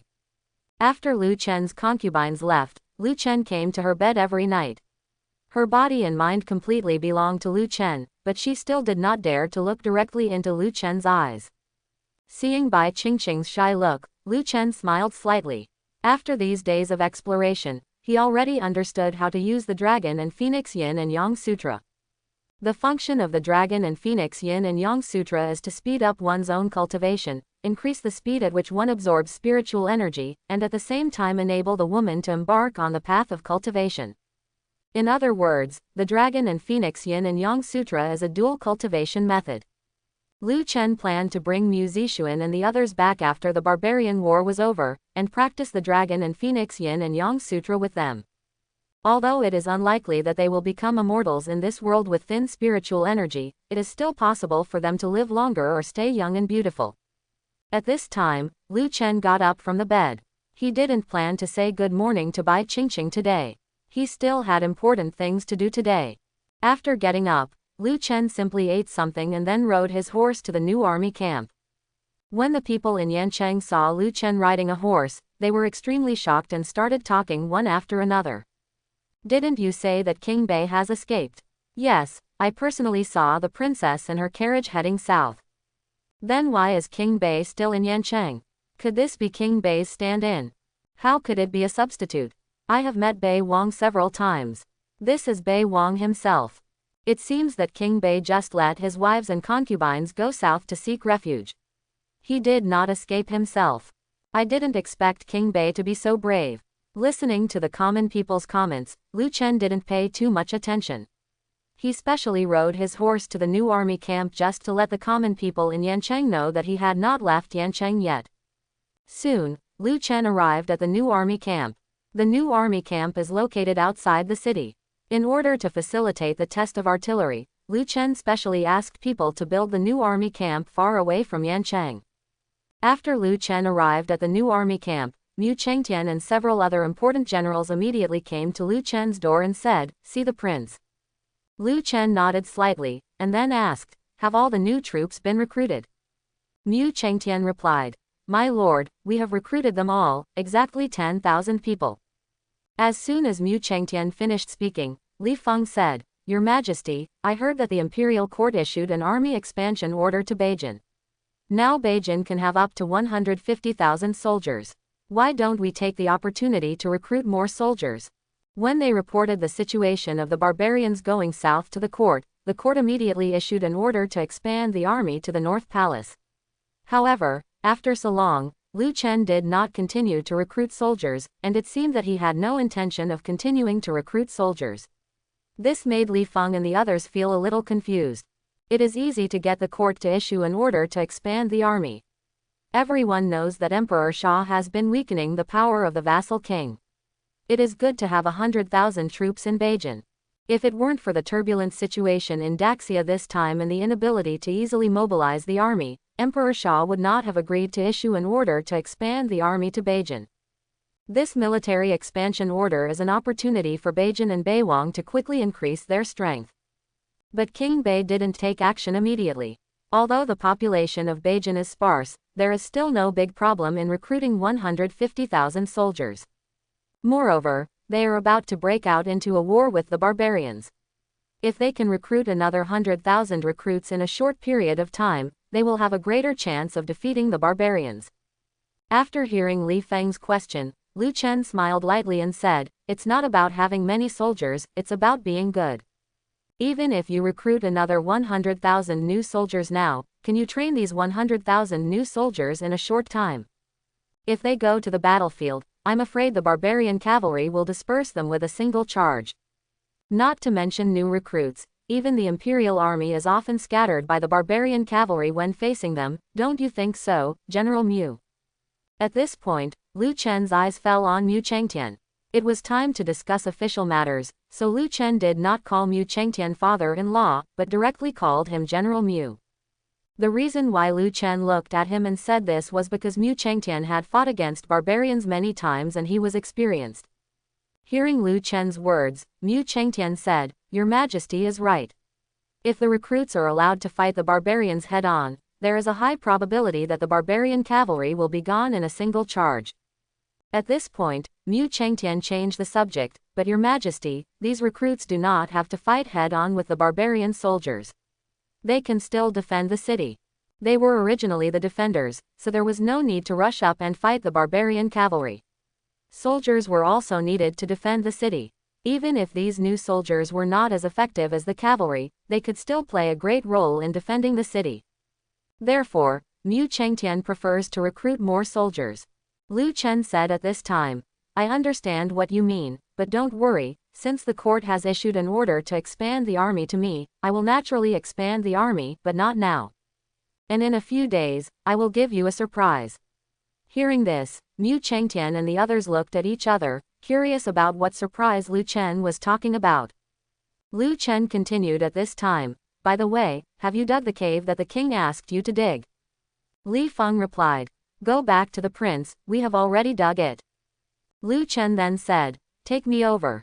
Then Li Feng and the others took Lu Chen to the cave of the artillery camp. Seeing the cave in front of him, Li Feng wanted to ask Lu Chen why he asked them to dig the cave, but in the end Li Feng held back. Since King Bei asked them to dig the cave, it must be useful. It is estimated that King Bei will tell them what the cave is used for later. Lu Chen did not hesitate and walked directly into the cave. As he walked, he said, you all wait outside. No one is allowed to come in without my order. After hearing Lu Chen's words, everyone immediately stopped. After Lu Chen entered the cave, he opened the system backpack and took out a 122mm towed howitzer. Then Lu Chen glanced at the howitzer's data. Caliber 122mm, range 18,000 meters, muzzle velocity 690 meters s, projectile weight 33.4 kilograms, total weight 3,400 kilograms, fragmentation grenade kills half a pound 15 to 30 meters. After reading the data of the 122mm howitzer, the corners of Lu Chen's mouth raised slightly. With such a powerful weapon, the barbarian cavalry is nothing. It's a pity that there are too few shells, only 1,000 shells. 200 howitzers, but only 1,000 shells. The system is really stingy. Although 1,000 rounds may seem like a lot, a howitzer only has 5 shells. Not only that, when he trains the new army, he also wants to let the soldiers see how the shells are fired. Teaching soldiers to use 122mm howitzers will waste some shells. By the time they get to the battlefield, there will not be 1,000 shells left. At this time, Lu Chen said to the people outside, okay, come in. Hearing Lu Chen's voice coming from the depths of the cave, Mu Chengtian and others immediately went in. After everyone entered the cave, they were stunned when they saw the howitzer in front of them. What is this? Was there anything like this in the cave before? Unlike Mu Chengtian and Mu Jingwu, Li Feng and others had seen Lu Chen take out weapons out of thin air, so they were not too surprised by the sudden appearance of the howitzer in the cave. However, Li Feng and the others were still extremely excited. They found that the shape of this howitzer was very similar to the mysterious weapon Lu Chen used to hold, except that it was larger.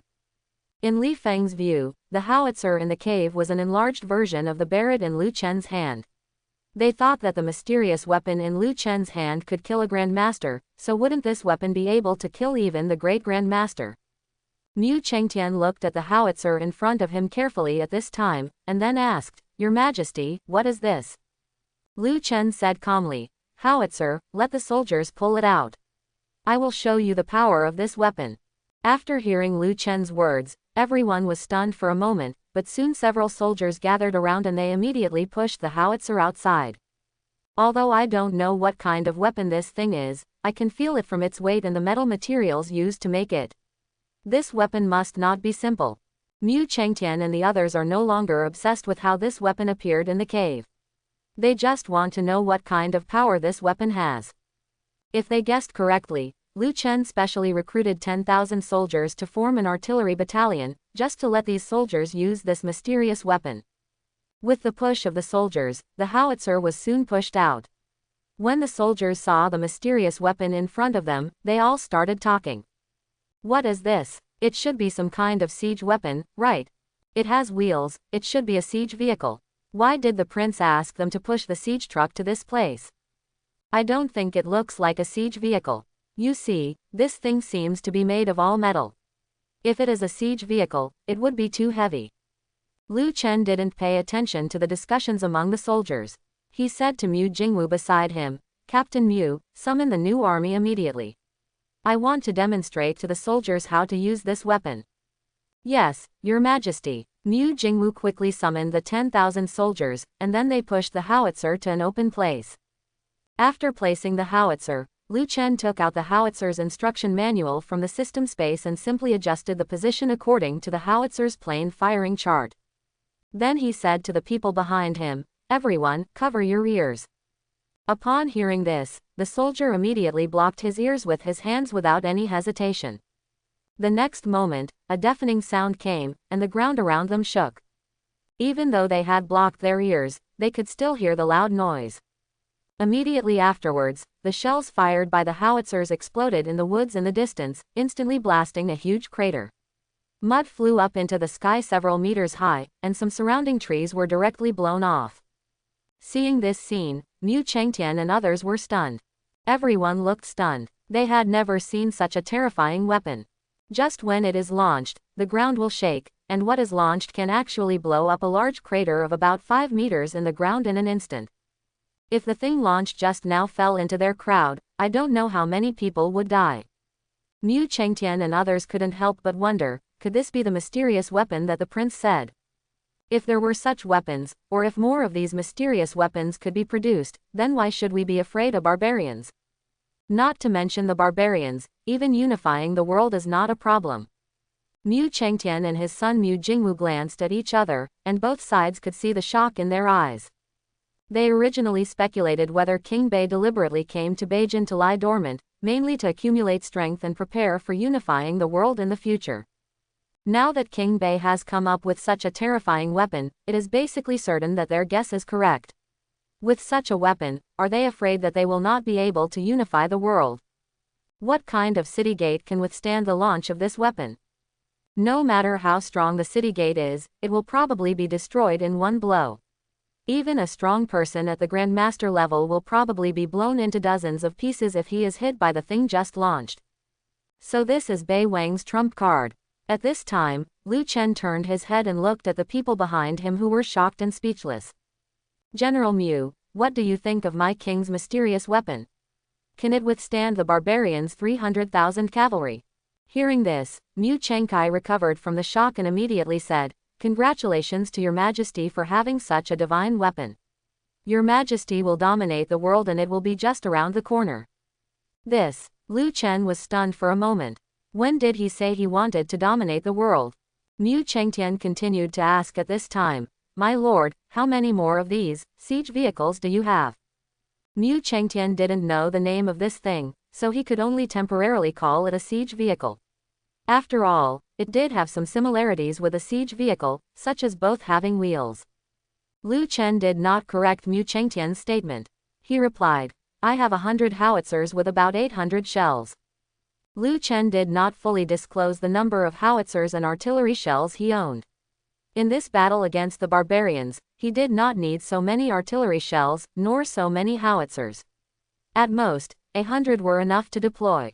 After hearing Lu Chen's answer, Mu Chengtian said, "My lord, are the cannonballs you mentioned the ones that were fired just now?" Lu Chen said, "Yes, the howitzer in front of us is just a launching device, the real effect is the shell just now." Having said this, Lu Chen squatted down, opened the wooden box where the howitzer shells were stored, and then took out a shell from it. After seeing the cannonball in Lu Chen's hand, everyone fell into deep thought. It seems that Daxia does not have the technology to make such artillery shells. Where did King Bei get such a terrifying weapon? Mu Jingwu asked at this time, "Your Majesty, can we make such artillery shells?" Lu Chen replied, "Not yet, but it won't be long before we can create similar weapons." Hearing what Lu Chen said, everyone was extremely excited. If such terrifying weapons could be mass-produced, who would be Beijing's opponent in the future? Lu Chen's cannon test gave the soldiers great confidence. In their opinion, with such a terrifying weapon, there was nothing to fear from the barbarian cavalry. At this time, Mu Chengtian and others also understood why Lu Chen planned to introduce the barbarian cavalry into the Wanning Valley from the beginning. Only when all the barbarian cavalry are brought together can this great killer weapon be able to exert its greatest effect. When the time comes, the barbarian cavalry will be unable to fight back from the mountains on both sides of the Wanning River Valley. Lu Chen put down the artillery shells in his hands at this time, and then said to Mu Jingwu, "Captain Mu, from now on, you and Su Wei will be in charge of the artillery battalion." Hearing that Lu Chen actually entrusted his management with such an important weapon, Mu Jingwu was extremely excited for a moment. He immediately said to Lu Chen, "Your Majesty, I will definitely live up to your expectations. I will make the soldiers of the artillery battalion familiar with how to operate this thing as soon as possible." Lu Chen then handed the howitzer operation manual to Mu Jingwu. "This is the howitzer operation manual. I will give you about 50 rounds of training shells. You look at the arrangement and try to let the howitzer arrive before the barbarian cavalry arrives. Every soldier in the artillery battalion understands how this thing works." Mu Jingwu said, "Yes, Your Majesty."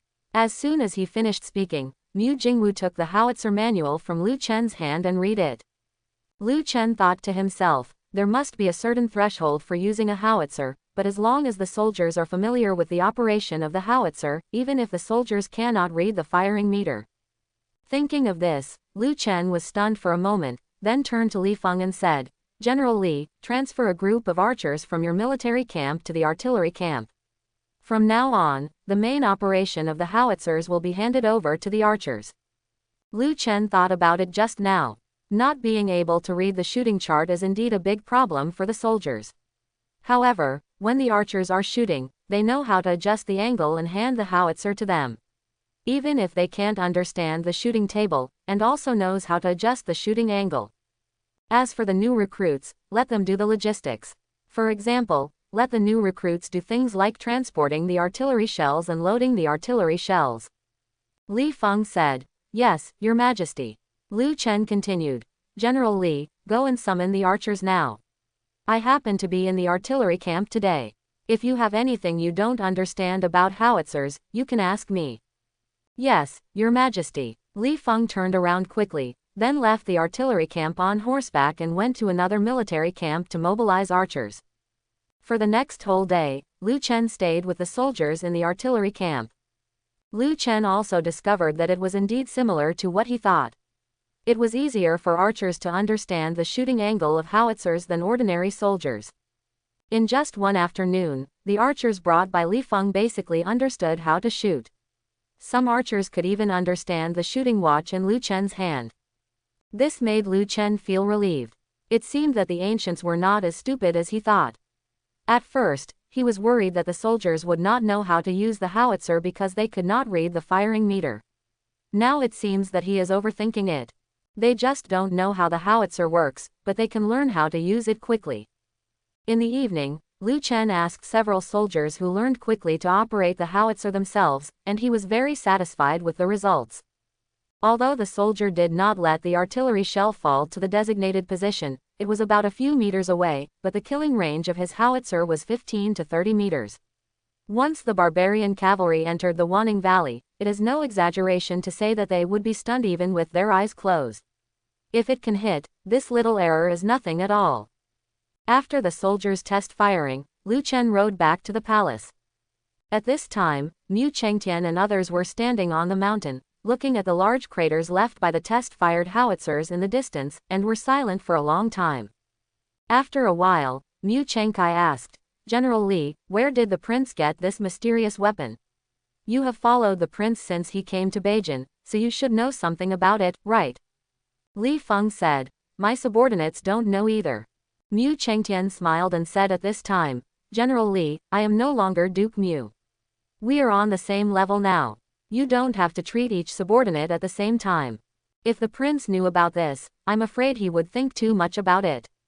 When Li Feng was in the Huban army, he was indeed Mu Chengtian's subordinate, but now he is no longer in the capital, and Mu Chengtian is no longer Mu Guogong. Li Feng himself has been reused by Lu Chen. If he still thinks that he is Mu Chengtian's subordinates, aren't they suspected of forming cliques? Mu Chengtian still has some political consciousness. No king wants his subordinates to get too close. If a subordinate gets too close, the king will feel a sense of crisis. Li Feng instantly understood what Mu Chengtian meant, and he immediately changed his words and said, "I understand, General Mu."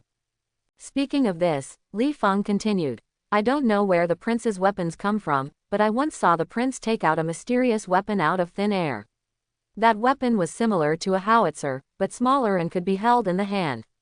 Hold it, and also shoot something like a cannonball.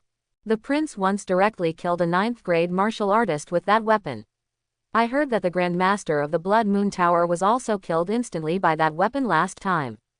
After hearing Li Feng's words, Mu Chengtian and Mu Jingwu fell into silence. Instantly kill 9th-grade martial artist and Grand Master. Are the mysterious weapons in King Bei's hands so terrifying? Mu Chengtian suddenly thought of something at this time, so he asked, "Wait a minute, you just said that King Bei took out weapons out of thin air." Li Feng said, "Yes." This. Mu Chengtian and his son Mu Jingwu looked at each other. Mu Jingwu said, "Dad, is it possible that the prince is an immortal?"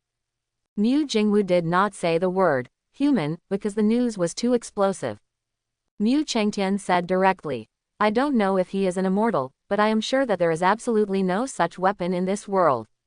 Li Feng said at this time, "In fact, there have been rumors in the military camp that the prince is an immortal. Some people also say that the prince has been blessed by gods and is the son of destiny. Those weapons were given to him by gods."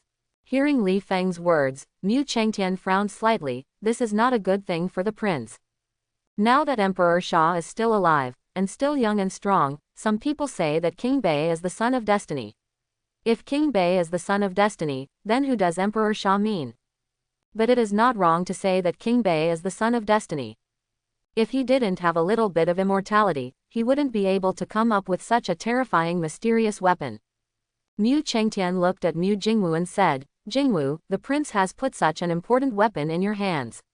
This is a sign of respect for our Mu family.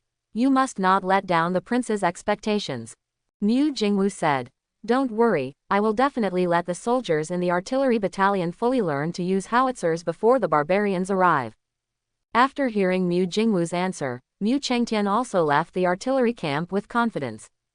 They have already acquiesced in their hearts that Lu Chen is an immortal, or is destined to be an immortal. Half a month flies by in a blink of an eye. Capital, the 8th prince's residence, study room. Lu Shuyun looked at the information in his hand, clenching his teeth tightly, and his eyes were bloodshot. He was now too angry to speak. In the past, when he was angry, he would throw things, but the information he received today made him so angry that he even forgot to throw things. He was so angry that he was shaking and even started to sweat on his face. He never expected that the owner of the Blood Moon Tower would bring so many 9th-grade martial artists to personally assassinate a useless prince, but they would all fail. The owner of Blood Moon Tower is truly a grandmaster. Even if there is a mysterious grandmaster in the North Palace, the owner of the Blood Moon Tower will have no problem holding him back. Of course, what made Lu Shuyun even more angry was Wang Qingqi's rebellion.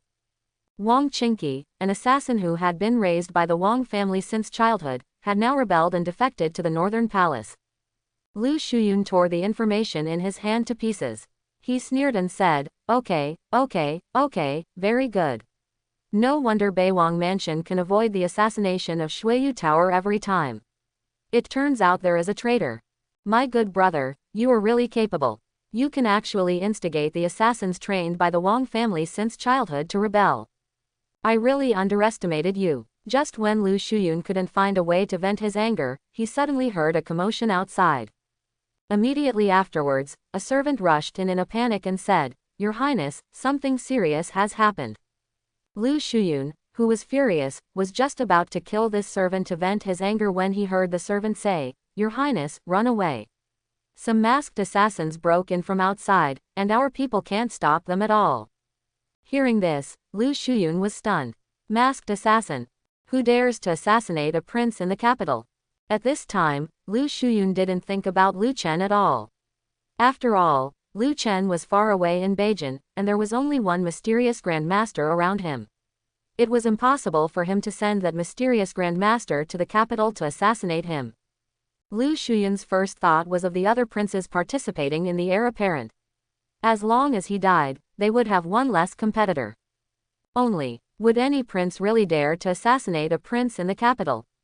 If this is found out, not to mention losing the qualifications to seize the throne, he may even be kicked out of the capital and become a vassal.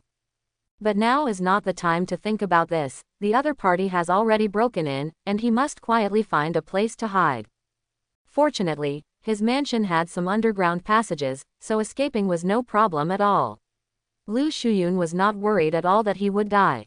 Lu Shuyun then entered the underground passage of the palace and escaped using the underground passage. In the end, although the masked assassins broke into the 8th prince's mansion and killed all the 8th prince's men and some retainers, they found no trace of the 8th prince. Of course, the original goal of these assassins was not the 8th prince. By the time the imperial city's imperial guard arrived, all the masked assassins had already left. The news of the 8th prince's assassination quickly spread throughout the capital. Since Emperor Shah ascended the throne, except for the last time when remnants of the Chen kingdom entered the palace to assassinate Emperor Shah, such a bad incident has rarely happened. A prince was assassinated by a group of masked assassins while staying in his mansion. When Emperor Shah heard about this, he was extremely angry. Since he ascended the throne, few people have dared to cause such trouble in the imperial city. The last time the remnants of the Chen kingdom entered the palace, they were mainly looking for something and were accidentally discovered by the guards. Emperor Shah just exaggerated and said that he had been assassinated. Then he used this to exile Mu Guogong's family. That was not a real assassination. But this time is different. This time, the assassins rushed in through the main entrance of the 8th prince's residence with great fanfare, killing everyone they met, and directly bloodbathed the 8th prince's residence. It can be seen from this that the assassin has become lawless and does not take the imperial power in his eyes at all. How could Emperor Shah not be angry that something like this happened at the emperor's feet? Emperor Shah gave an order that night, asking the Ministry of Punishment and the imperial army to arrest the assassins immediately, and not to let anyone go. The next morning, Xuanzheng Hall. Early in the morning, the officials came to Xuanzheng Hall and waited. They had all heard about what happened last night, and everyone was very shocked. No one thought that an assassin would be so bold as to directly send people to bloodbath the 8th prince's mansion.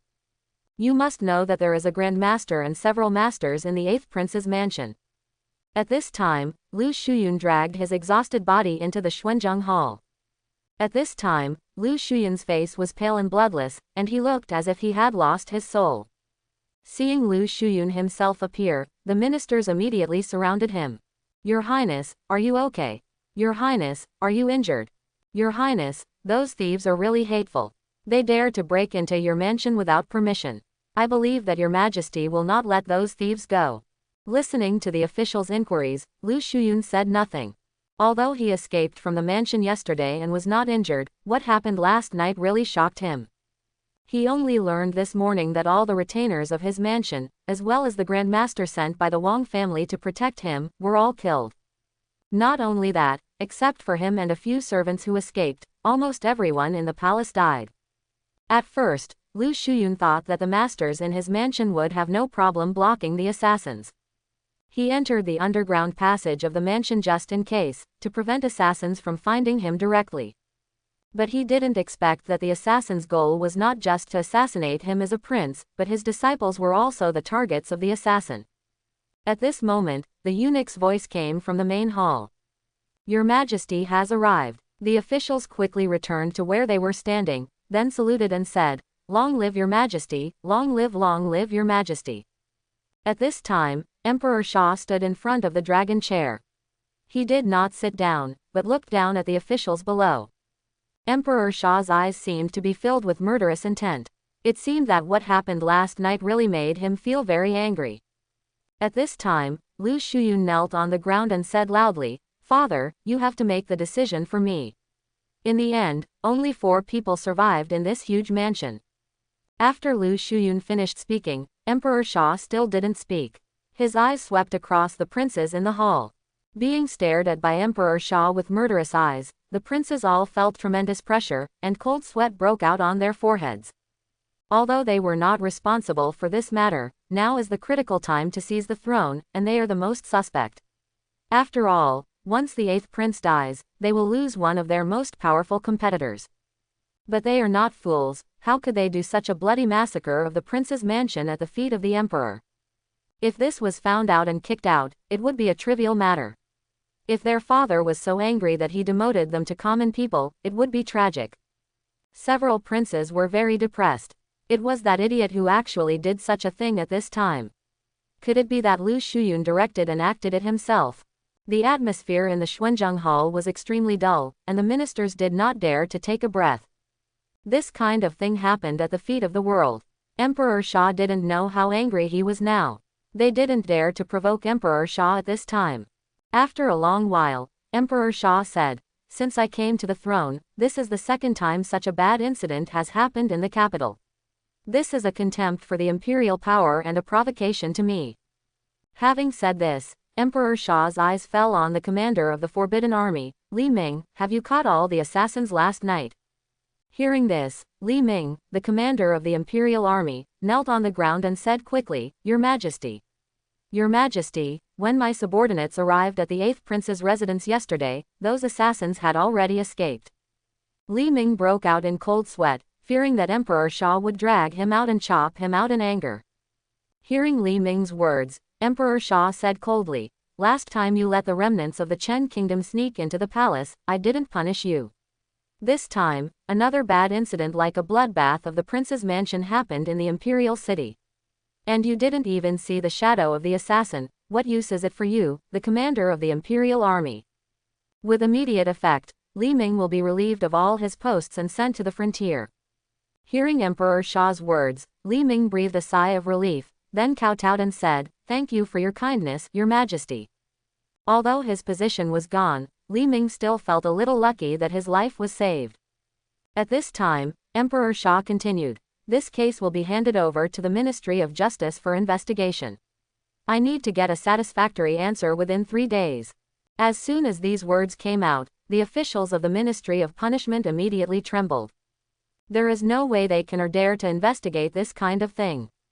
The assassins directly massacred the 8th prince's residence with blood, and even the Grand Master in the 8th prince's residence was killed. This shows that at least one of the assassins last night was a Grand Master. Anyone who can send a Grand Master and dare to rush to a prince's mansion with great fanfare must have a big force behind him. It might even be the work of another prince. When they really find out that another prince did it, it will definitely be a hot potato for the Ministry of Punishment. In Daxia, the Ministry of Punishment has no way and no qualifications to try the prince's crime. Although they knew that this was a hot potato, the officials of the Ministry of Justice did not dare to refuse. Now that Emperor Sha was furious, they dared to say anything at this time, fearing that their heads would be moved later.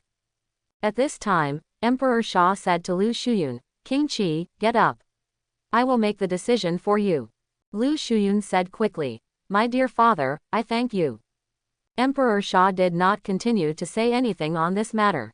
Although this matter was very bad, the assassin has not been caught yet, and there is not even any information about the assassin. It is too early to discuss how to deal with the assassin. They had other things to discuss today. At this time, Emperor Sha looked at Shengshu of the Ministry of Finance and said, "Wang Shengshu, I heard that you have been blocking the food and grass for the army heading to Beijing. I wonder if this is the case." Wang Hai, the secretary of the Ministry of Revenue, said quickly, "Your Majesty, it's not that I want to hold up the army's food and grass. It's that the Ministry of Revenue is seriously short of money. It's really hard to get so much silver in a while." Emperor Sha said indifferently, "You mean if you can't raise the money, the court won't have to send troops to Beijing to resist the barbarians?" Wang Hai, is it possible that you have colluded with the barbarians and want the barbarians to march straight into the capital and deliberately delay the departure of the army? Hearing Emperor Sha's words, Wang Hai's face instantly turned pale.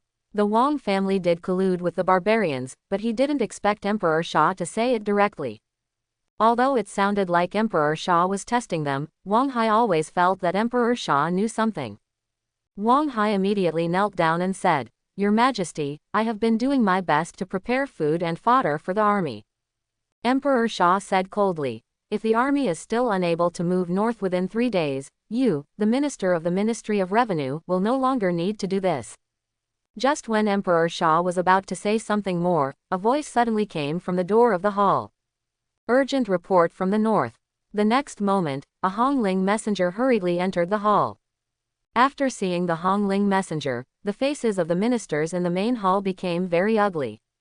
Using the red silk messenger at this time, does that mean that the barbarians have begun to move south?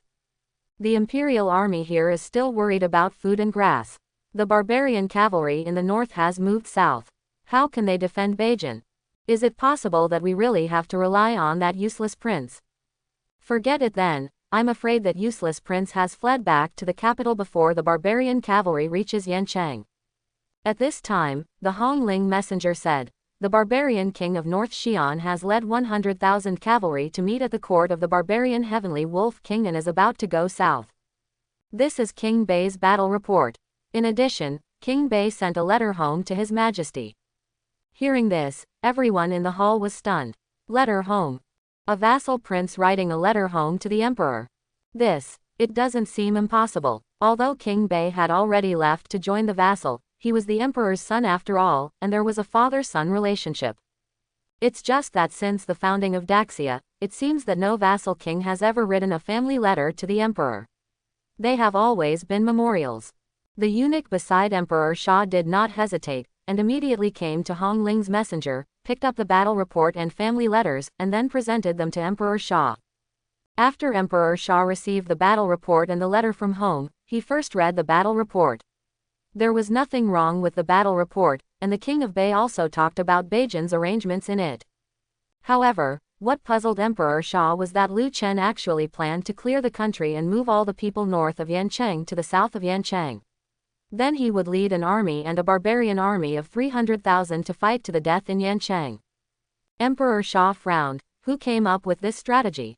He didn't think his good-for-nothing son had such courage. Not to mention whether this strategy was effective, it would take a lot of courage to dare to do this. Yancheng currently only has 30,000 soldiers, and at most 50,000 soldiers. It may not be that easy for a Yancheng city to block the barbarian cavalry. Moreover, this would also cause Yancheng to be besieged by the barbarian army. What kind of character was his son? Why didn't he know? Emperor Sha didn't quite believe that Lu Chen would put himself in danger. After reading the battle report, Emperor Sha then opened Lu Chen's family letter. Just seeing the beginning of the letter home, Emperor Sha snorted coldly and said why Lu Chen suddenly became so courageous. It turned out that he wanted to send an army to Beijing to support him as soon as possible. Seeing how cowardly Lu Chen was in the family letter, Emperor Sha wanted to tear up the letter immediately, but in the end he held back and read on. When he saw the back, his face instantly darkened, especially when he saw the last row of text. Emperor Sha's brows immediately frowned. He had actually known for a long time that the barbarians' move south must be related to the aristocratic family. He could guess this kind of thing without investigating, but he didn't know who was colluding with the barbarians. The Daxia-style weapons mentioned in Lu Chen's home letter just confirmed his guess again. What really made Emperor Sha frown was that Lu Chen mentioned the 8th prince in the letter. Seeing that the expression on Emperor Sha's face was getting more and more ugly, the ministers in the hall were very curious about what King Bei had written in his letter at home, which made Emperor Sha look so angry. The fact that the 8th prince's residence was bloodbathed didn't make Emperor Sha angry, right? After reading the contents of the family letter, Emperor Sha flicked his sleeves, said coldly, "Withdraw from the court," and left the hall. The ministers in the hall were all confused and didn't know what happened. Are you resigning now? Emperor Sha hasn't said anything about the Northland battle report yet. And he has not let anyone go to his study to discuss military affairs this time. This made the ministers even more curious about the letter from King Bei. What was written in the letter actually made Emperor Sha leave the hall in anger. After a while, Royal Garden. When Emperor Sha came to the Royal Garden, he directly gave the battle report and Lu Chen's family letter to the national advisor Satu Ce. Satu Ce took a look at the battle report, and then carefully read Lu Chen's home letter. The expression on his face suddenly became a little more serious. After a long while, Satu Ce said, "Your Majesty, it seems that this battle report is not as important as this family letter." Obviously, King Bei wrote this battle report in order to send this letter home, so he asked the Hongling messenger to deliver it. Although it seems from the content of the letter from home that King Bei is just a loser who wants the court to send troops to help him resist the barbarians, the two most critical points in the letter from home were written out completely by King Bei. The first point is the appearance of Daxia-style weapons and equipment among the barbarians, and the second point is the appearance of the 8th Prince's caravan in Beijing. The presence of Daxia weapons in the north proves that someone in Daxia must be collaborating with the enemy and betraying the country. However, Beijing is so poor, yet the caravan under the name of the 8th prince went to Beijing to do business, which proves that there may be something wrong with the 8th prince. This family letter from King Bei almost revealed that the 8th prince was a collaborator and traitor to the country. Obviously, Bei Wang's purpose was not just to complain in a letter at home. After hearing what Satusi said, Emperor Sha put his hands behind his back and looked at the lotus pond in silence for a moment. I don't think Xiaoju can have such thoughts. When Lu Chen was in the capital, he always gave people the image of being ignorant and only interested in having fun. Even when he arrived in Beijing, he still did not do any serious work and spent all day in the mansion drinking and drinking. Emperor Sha didn't think that Lu Chen's sudden aperture opening actually knew how to use this method to remind him that there were collaborators and traitors in the court. Of course, this family letter may indeed have such a function, but this family letter must not have been written by Lu Chen, or it may be said that this family letter was written under the guidance of others. Satusi sighed at this time. Your Majesty, it seems that His Highness the 9th Prince has an expert by his side. From the fact that His Highness has insight into the barbarian royal court, it can be seen that His Highness the 9th Prince must have an intelligence organization in his hands. Otherwise, every move of the barbarians cannot be in the hands of His Highness the 9th Prince. Emperor Sha fell into deep thought again. What Satusi said is correct. Lu Chen was able to know in advance that the 300,000 barbarian army was going south, and he also knew that some people in Daxia were collaborating with the enemy and betraying the country. He even knew that the king of North Xi'an led 100,000 cavalry to join the serious king. This proves that Lu Chen has an organization in his hands whose intelligence-gathering capabilities are not weaker than those of the Shadow Guards. This made Emperor Sha feel a little threatened. Lu Chen, this uneducated good-for-nothing son, actually controls an intelligence organization with such strong intelligence-gathering capabilities. What does he want to do? What does he dare to do? This made Emperor Sha have to wonder if Lu Chen had been hiding his clumsiness while in the capital. But judging from his performance, he doesn't seem to be the kind of person who hides his clumsiness. He has lived in the capital for so many years and has been living under surveillance. His behavior and habits don't look like acting at all. This made Emperor Sha even more suspicious of whether there was any force behind Lu Chen that planned to use Lu Chen to achieve some ulterior purposes, especially Xuanyu Palace. Lu Chen's identity as divine child has always made Emperor Sha worried. At this moment, the Shadow Guard commander appeared behind Emperor Sha. Your Majesty, Commander Bai is reporting secretly. Upon hearing this, Emperor Sha immediately turned around, took the secret letter from the Shadow Guard commander and opened it. After reading Bai Qingqing's secret letter, the expression on Emperor Sha's face became even more ugly. Sure enough, as he thought, Xuanyu Palace really sent people to Beijing, and it was the owner of Xuanyu Palace who went to Beijing in person. But, according to the secret report, it seems that Xuanyu Palace did not provide any assistance to the North Palace, and the owner of Xuanyu Palace has already gone south with Lu Chen's wife and concubines. Now there is no one around Lu Chen. This made Emperor Sha feel a little puzzled. If Xuanyu Palace was not behind Lu Chen, were there other forces behind him? He did not believe that Lu Chen alone could form an intelligence organization that could reach into the barbarian royal court. A little strange. Emperor Sha did not doubt Bai Qingqing, he just felt that Bai Qingqing had not yet found out the real secrets of the Beiwang mansion, or that he had not yet come into contact with the people behind Lu Chen. Then Emperor Sha said to the Shadow Guard commander, let Commander Bai find a way to climb into Xiaozhou's bed. I need more information about Xiaozhou. In addition, let her seize the time to investigate whether Xiaoba's caravan really has contact with the barbarians in Beijing. The Shadow Guard commander immediately said, yes, Your Majesty.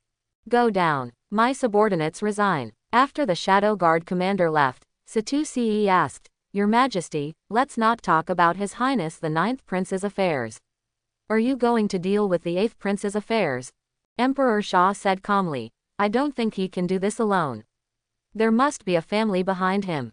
When the matter in Bei County is resolved and Shadow Guard has collected enough evidence, it will be time to deal with those moths. Northland, the Heavenly Wolf King's Court. An old man covered in animal skins with wrinkled skin was drinking and chatting in front of the serious King Xiao Hongbo. At this time, Xiao Hongbo said to the slave beside him, go and call the princess. The slave immediately stood up and left the king's tent. At this time, Xiao Wenyao was on a grassland highland, looking in the direction of Beijing. After a while, the slave beside Xiao Hongbo came behind Xiao Wenyao and said, "Your Highness, the king wants you to go to the king's tent." Hearing this, Xiao Wenyao's face instantly turned pale. Of course she knew why her father asked her to go to the king's tent. Wasn't it just to serve King Baixian and pour wine and water for King Baixian? Xiao Wenyao saw King Baixian a few days ago. Not to mention that King Baixian was ugly, the smell all over his body made Xiao Wenyao want to vomit. Although they are all on the grassland, the tribe of the Sirius king is very clean, unlike the North Xi'an king who never takes a bath in his life. Xiao Wenyao immediately said, "I'm not going. You go back and tell my father that I'm not feeling well." Upon hearing this, the slave quickly said, "Your Highness, please don't embarrass me. If you don't go, the king will definitely kill me." Slaves have no status among the barbarians, and they are killed at will. Although Xiao Wenyao had some sympathy for the slave, she still said, "I won't go." Having said this, Xiao Wenyao was about to turn around and leave. However, at this moment, two of Xiao Hongbo's personal guards appeared in front of Xiao Wenyao. "Your Royal Highness, the king asked us to take you to the king's tent." Xiao Hongbo also guessed that Xiao Wenyao might not come, so he simply asked someone to take her there by force. "Today is the day to make good friends with King Baixian. We must let King Baixian see what his future princess will look like." Seeing the two strong men wearing animal skins in front of her, Xiao Wenyao knew that she could not escape, so she had no choice but to say, "I know." Xiao Wenyao then followed to the king's tent. Entering the king's tent, Xiao Wenyao saw the old man who made her feel sick. At this time, Xiao Hongbo said to the king of Baixian with a smile on his face, "King of Baixian, this is my daughter, your future princess." Hearing this, King Baixian looked at Xiao Wenyao with a smile. Seeing Xiao Wenyao's bumpy body, King Baixian could not help but swallow his saliva. He had long heard that the Sirius king's daughter was one of the rare beauties on the grassland, and when he saw her today, she truly lived up to her reputation. This is much more beautiful than the women he snatched from Daxia. Being stared at so directly by King Baixian, Xiao Wenyao suddenly felt like something was crawling on her body. Xiao Hongbo looked at Xiao Wenyao at this time and said, "Yao Yao, come here and pour wine for your future husband." Hearing Xiao Hongbo's serious voice, Xiao Wenyao knew that she had no way to refuse, and then she was about to come to Baixian king to pour wine, but at this time Xiao Wenyao's uncle Xiao Pengxian said, "Your Majesty, Yao Yao has not officially married yet. To the king of Baixian, it is not appropriate to ask her to pour wine for the king of Baixian now. The princess once said that we should learn from Daxia, so we should also learn from Daxia's etiquette. In Daxia, a woman cannot have contact with her future husband before she is married." Hearing what Xiao Pengxian said, King Baixian suddenly felt unhappy, but Xiao Hongbo was not angry at this time. He smiled and said to King Baixian, "King Baixian, I think what my subordinate said makes sense. Don't you wait until you take Beijing and ask Yao Yao to pour you wine." Seeing that Xiao Hongbo had said this, King Baixian had no choice but to say, "Well, when the day my princess marries me, I will have a good drink with my princess." Having said this, King Baixian looked at Xiao Wenyao's body with lewd eyes and licked his lips. After hearing what Xiao Hongbo and the others said, Xiao Wenyao breathed a sigh of relief. At this time, Xiao Hongbo said coldly, "Yao Yao, please go out first." Xiao Hongbo's tone was very cold, as if she was not Xiao Hongbo's daughter. Xiao Wenyao walked out with a lonely look. Although she did not pour wine for King Baixian today, if she continues to stay in the royal court, sooner or later she will become King Baixian's woman. And that day is almost here. As long as Beijing is defeated, he will marry that old man who never takes a shower in his life. Thinking of this, Xiao Wenyao felt extremely painful in her heart. Shortly after Xiao Wenyao walked out of the king's tent, Xiao Pengxian followed. After seeing Xiao Wenyao who was in a state of despair, Xiao Pengxian immediately walked up to her and asked with concern, "Yao Yao, are you okay?" Xiao Wenyao ignored Xiao Pengxian and walked straight towards the grassland in the distance. Seeing Xiao Wenyao's appearance, Xiao Pengxian sighed deeply, and then Xiao Pengxian continued, "Yao Yao, uncle has tried his best." Only then did Xiao Wenyao say, "Uncle, I don't blame you. Who made me the daughter of the serious king? The more Xiao Wenyao talked, the more aggrieved she became, and she began to cry, woo woo woo, as she spoke. Seeing Xiao Wenyao crying so sadly, Xiao Pengxian sighed. Although he still had some status in the serious king tribe, he could not change Xiao Hongbo's mind. After all, the serious king had the final say in this tribe. At this time, Xiao Wenyao, who was sobbing, suddenly thought of something, and then asked while crying, "Uncle, was my mother really killed by my father?" At first, when Xiao Wenyao heard what Xiao Pengxian said, she didn't believe it. After all, her mother and her father seemed to be so in love before, so how could her father kill her mother? But now that she saw her father treating her like this, completely ignoring her daughter's happiness for the sake of his ambition, Xiao Wenyao had to wonder whether her father really killed her mother in order to marry the princess. Hearing Xiao Wenyao's question, Xiao Pengxian fell into silence. Although he had told Xiao Wenyao about this matter before, he only said it in anger at that time. After all, he really couldn't stand Xiao Hongbo's behavior. However, he did suspect that his sister's death had a lot to do with Xiao Hongbo. But seeing Xiao Wenyao so sad, he didn't want to tell Xiao Wenyao more about his sister. After a moment of silence, Xiao Pengxian still said, "I just have a suspicion. Your mother was always well before and had no illness. She couldn't have died suddenly, so I suspect that someone poisoned your mother. The person who most likely doesn't want your mother to live is your father, because he wants to marry the princess."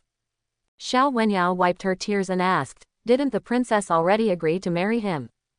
There has always been this custom in the serious king tribe, that is, if the princess of the previous serious king died, if she was still relatively young and still fertile, she would marry the next serious king. Of course, the premise is that the next serious king is not related by blood, but judging from the way the serious king is born in the serious king tribe, in many cases the new serious king is not related by blood to the previous serious king. The barbarians are different from Daxia. Daxia basically follows the eldest son inheritance system, and the kings of the barbarians need to be elected by the elders. Therefore, the children of the previous serious king may not necessarily become the serious king. Of course, under normal circumstances, the children of the previous serious king will become the next serious king, because during the election of the barbarian elders, there are many children of the previous serious king. Big advantage. Xiao Hongbo is not the child of the previous serious king, so in order to consolidate his throne, he needs to win over the princess as his political ally. To say it is to win over is to put it mildly. According to Yelu Nanyan's current status in the Tinlong King tribe, it should be said that he is trying to please. He already had a princess at that time, and it was impossible to marry another princess. According to custom, Yelu Nanyan could only be his woman at most. But with such great power and such a high status in the Tinlong King tribe, how could Yelu Nanyan just be his woman? Her status as princess must be preserved. Then there is only one way left, which is to abolish Xiao Wenyao's mother. However, directly abolishing this will cause dissatisfaction among some people, especially people from Xiao Wenyao's mother's lineage, including Xiao Pengxian. Since it is not possible to abolish it directly, we should just stop doing it and kill Xiao Wenyao's mother. In this way, Xiao Hongbo can legitimately marry another princess. Of course, this is just Xiao Pengxian's speculation at present, and he has not obtained relevant evidence. After hearing Xiao Wenyao's words, Xiao Pengxian sighed, and then said, "Yao Yao, have you forgotten that the princess agreed to marry your father after your mother died?" After hearing what Xiao Pengxian said, Xiao Wenyao was stunned. After a while, Xiao Wenyao continued, "Uncle, could it be that the princess killed my mother?" Xiao Pengxian did not immediately answer Xiao Wenyao's question. If we look at the motive, it is indeed possible that Yelu Nanyan killed Xiao Wenyao's mother, because if Yelu Nanyan wants to be a princess, then the current princess must be abolished or die. Judging from the situation at the time, it was impossible to abolish it, so the only option left was sudden death. However, Xiao Pengxian does not think that Yelu Nanyan needs to marry Xiao Hongbo to maintain her status. She has already received the support of various elders in the serious king tribe. Even if Yelu Nanyan proposed not to marry the serious king at that time, the elders I won't say much. And based on her contribution to the serious king tribe, if she didn't want to marry Xiao Hongbo, no one would say anything. Therefore, if Xiao Hongbo wants to get Yelu Nanyan's support, he must abolish Xiao Wenyao's mother's position as princess. And if Yelu Nanyan wants to maintain her power in the Sirius King tribe, she only needs to have a good relationship with those elders and strengthen. Since she has great influence in the tribe, there is no need for her to marry Xiao Hongbo. The most important thing is that it was Xiao Hongbo who took the initiative to marry Yelu Nanyan and make Yelu Nanyan his princess. This further confirmed Xiao Pengxian's guess. Seeing that Xiao Pengxian did not answer his question, Xiao Wenyao actually already knew the answer in her heart. The princess has been very kind to her since she was a child and treats her as her own daughter. She knows very well that the princess is not that kind of vicious woman. Moreover, the relationship between my mother and the princess has always been very good. It is said that when the princess married into the Sirius King's tribe, the princess was still a little girl who didn't know anything. My mother took care of the princess as a younger sister.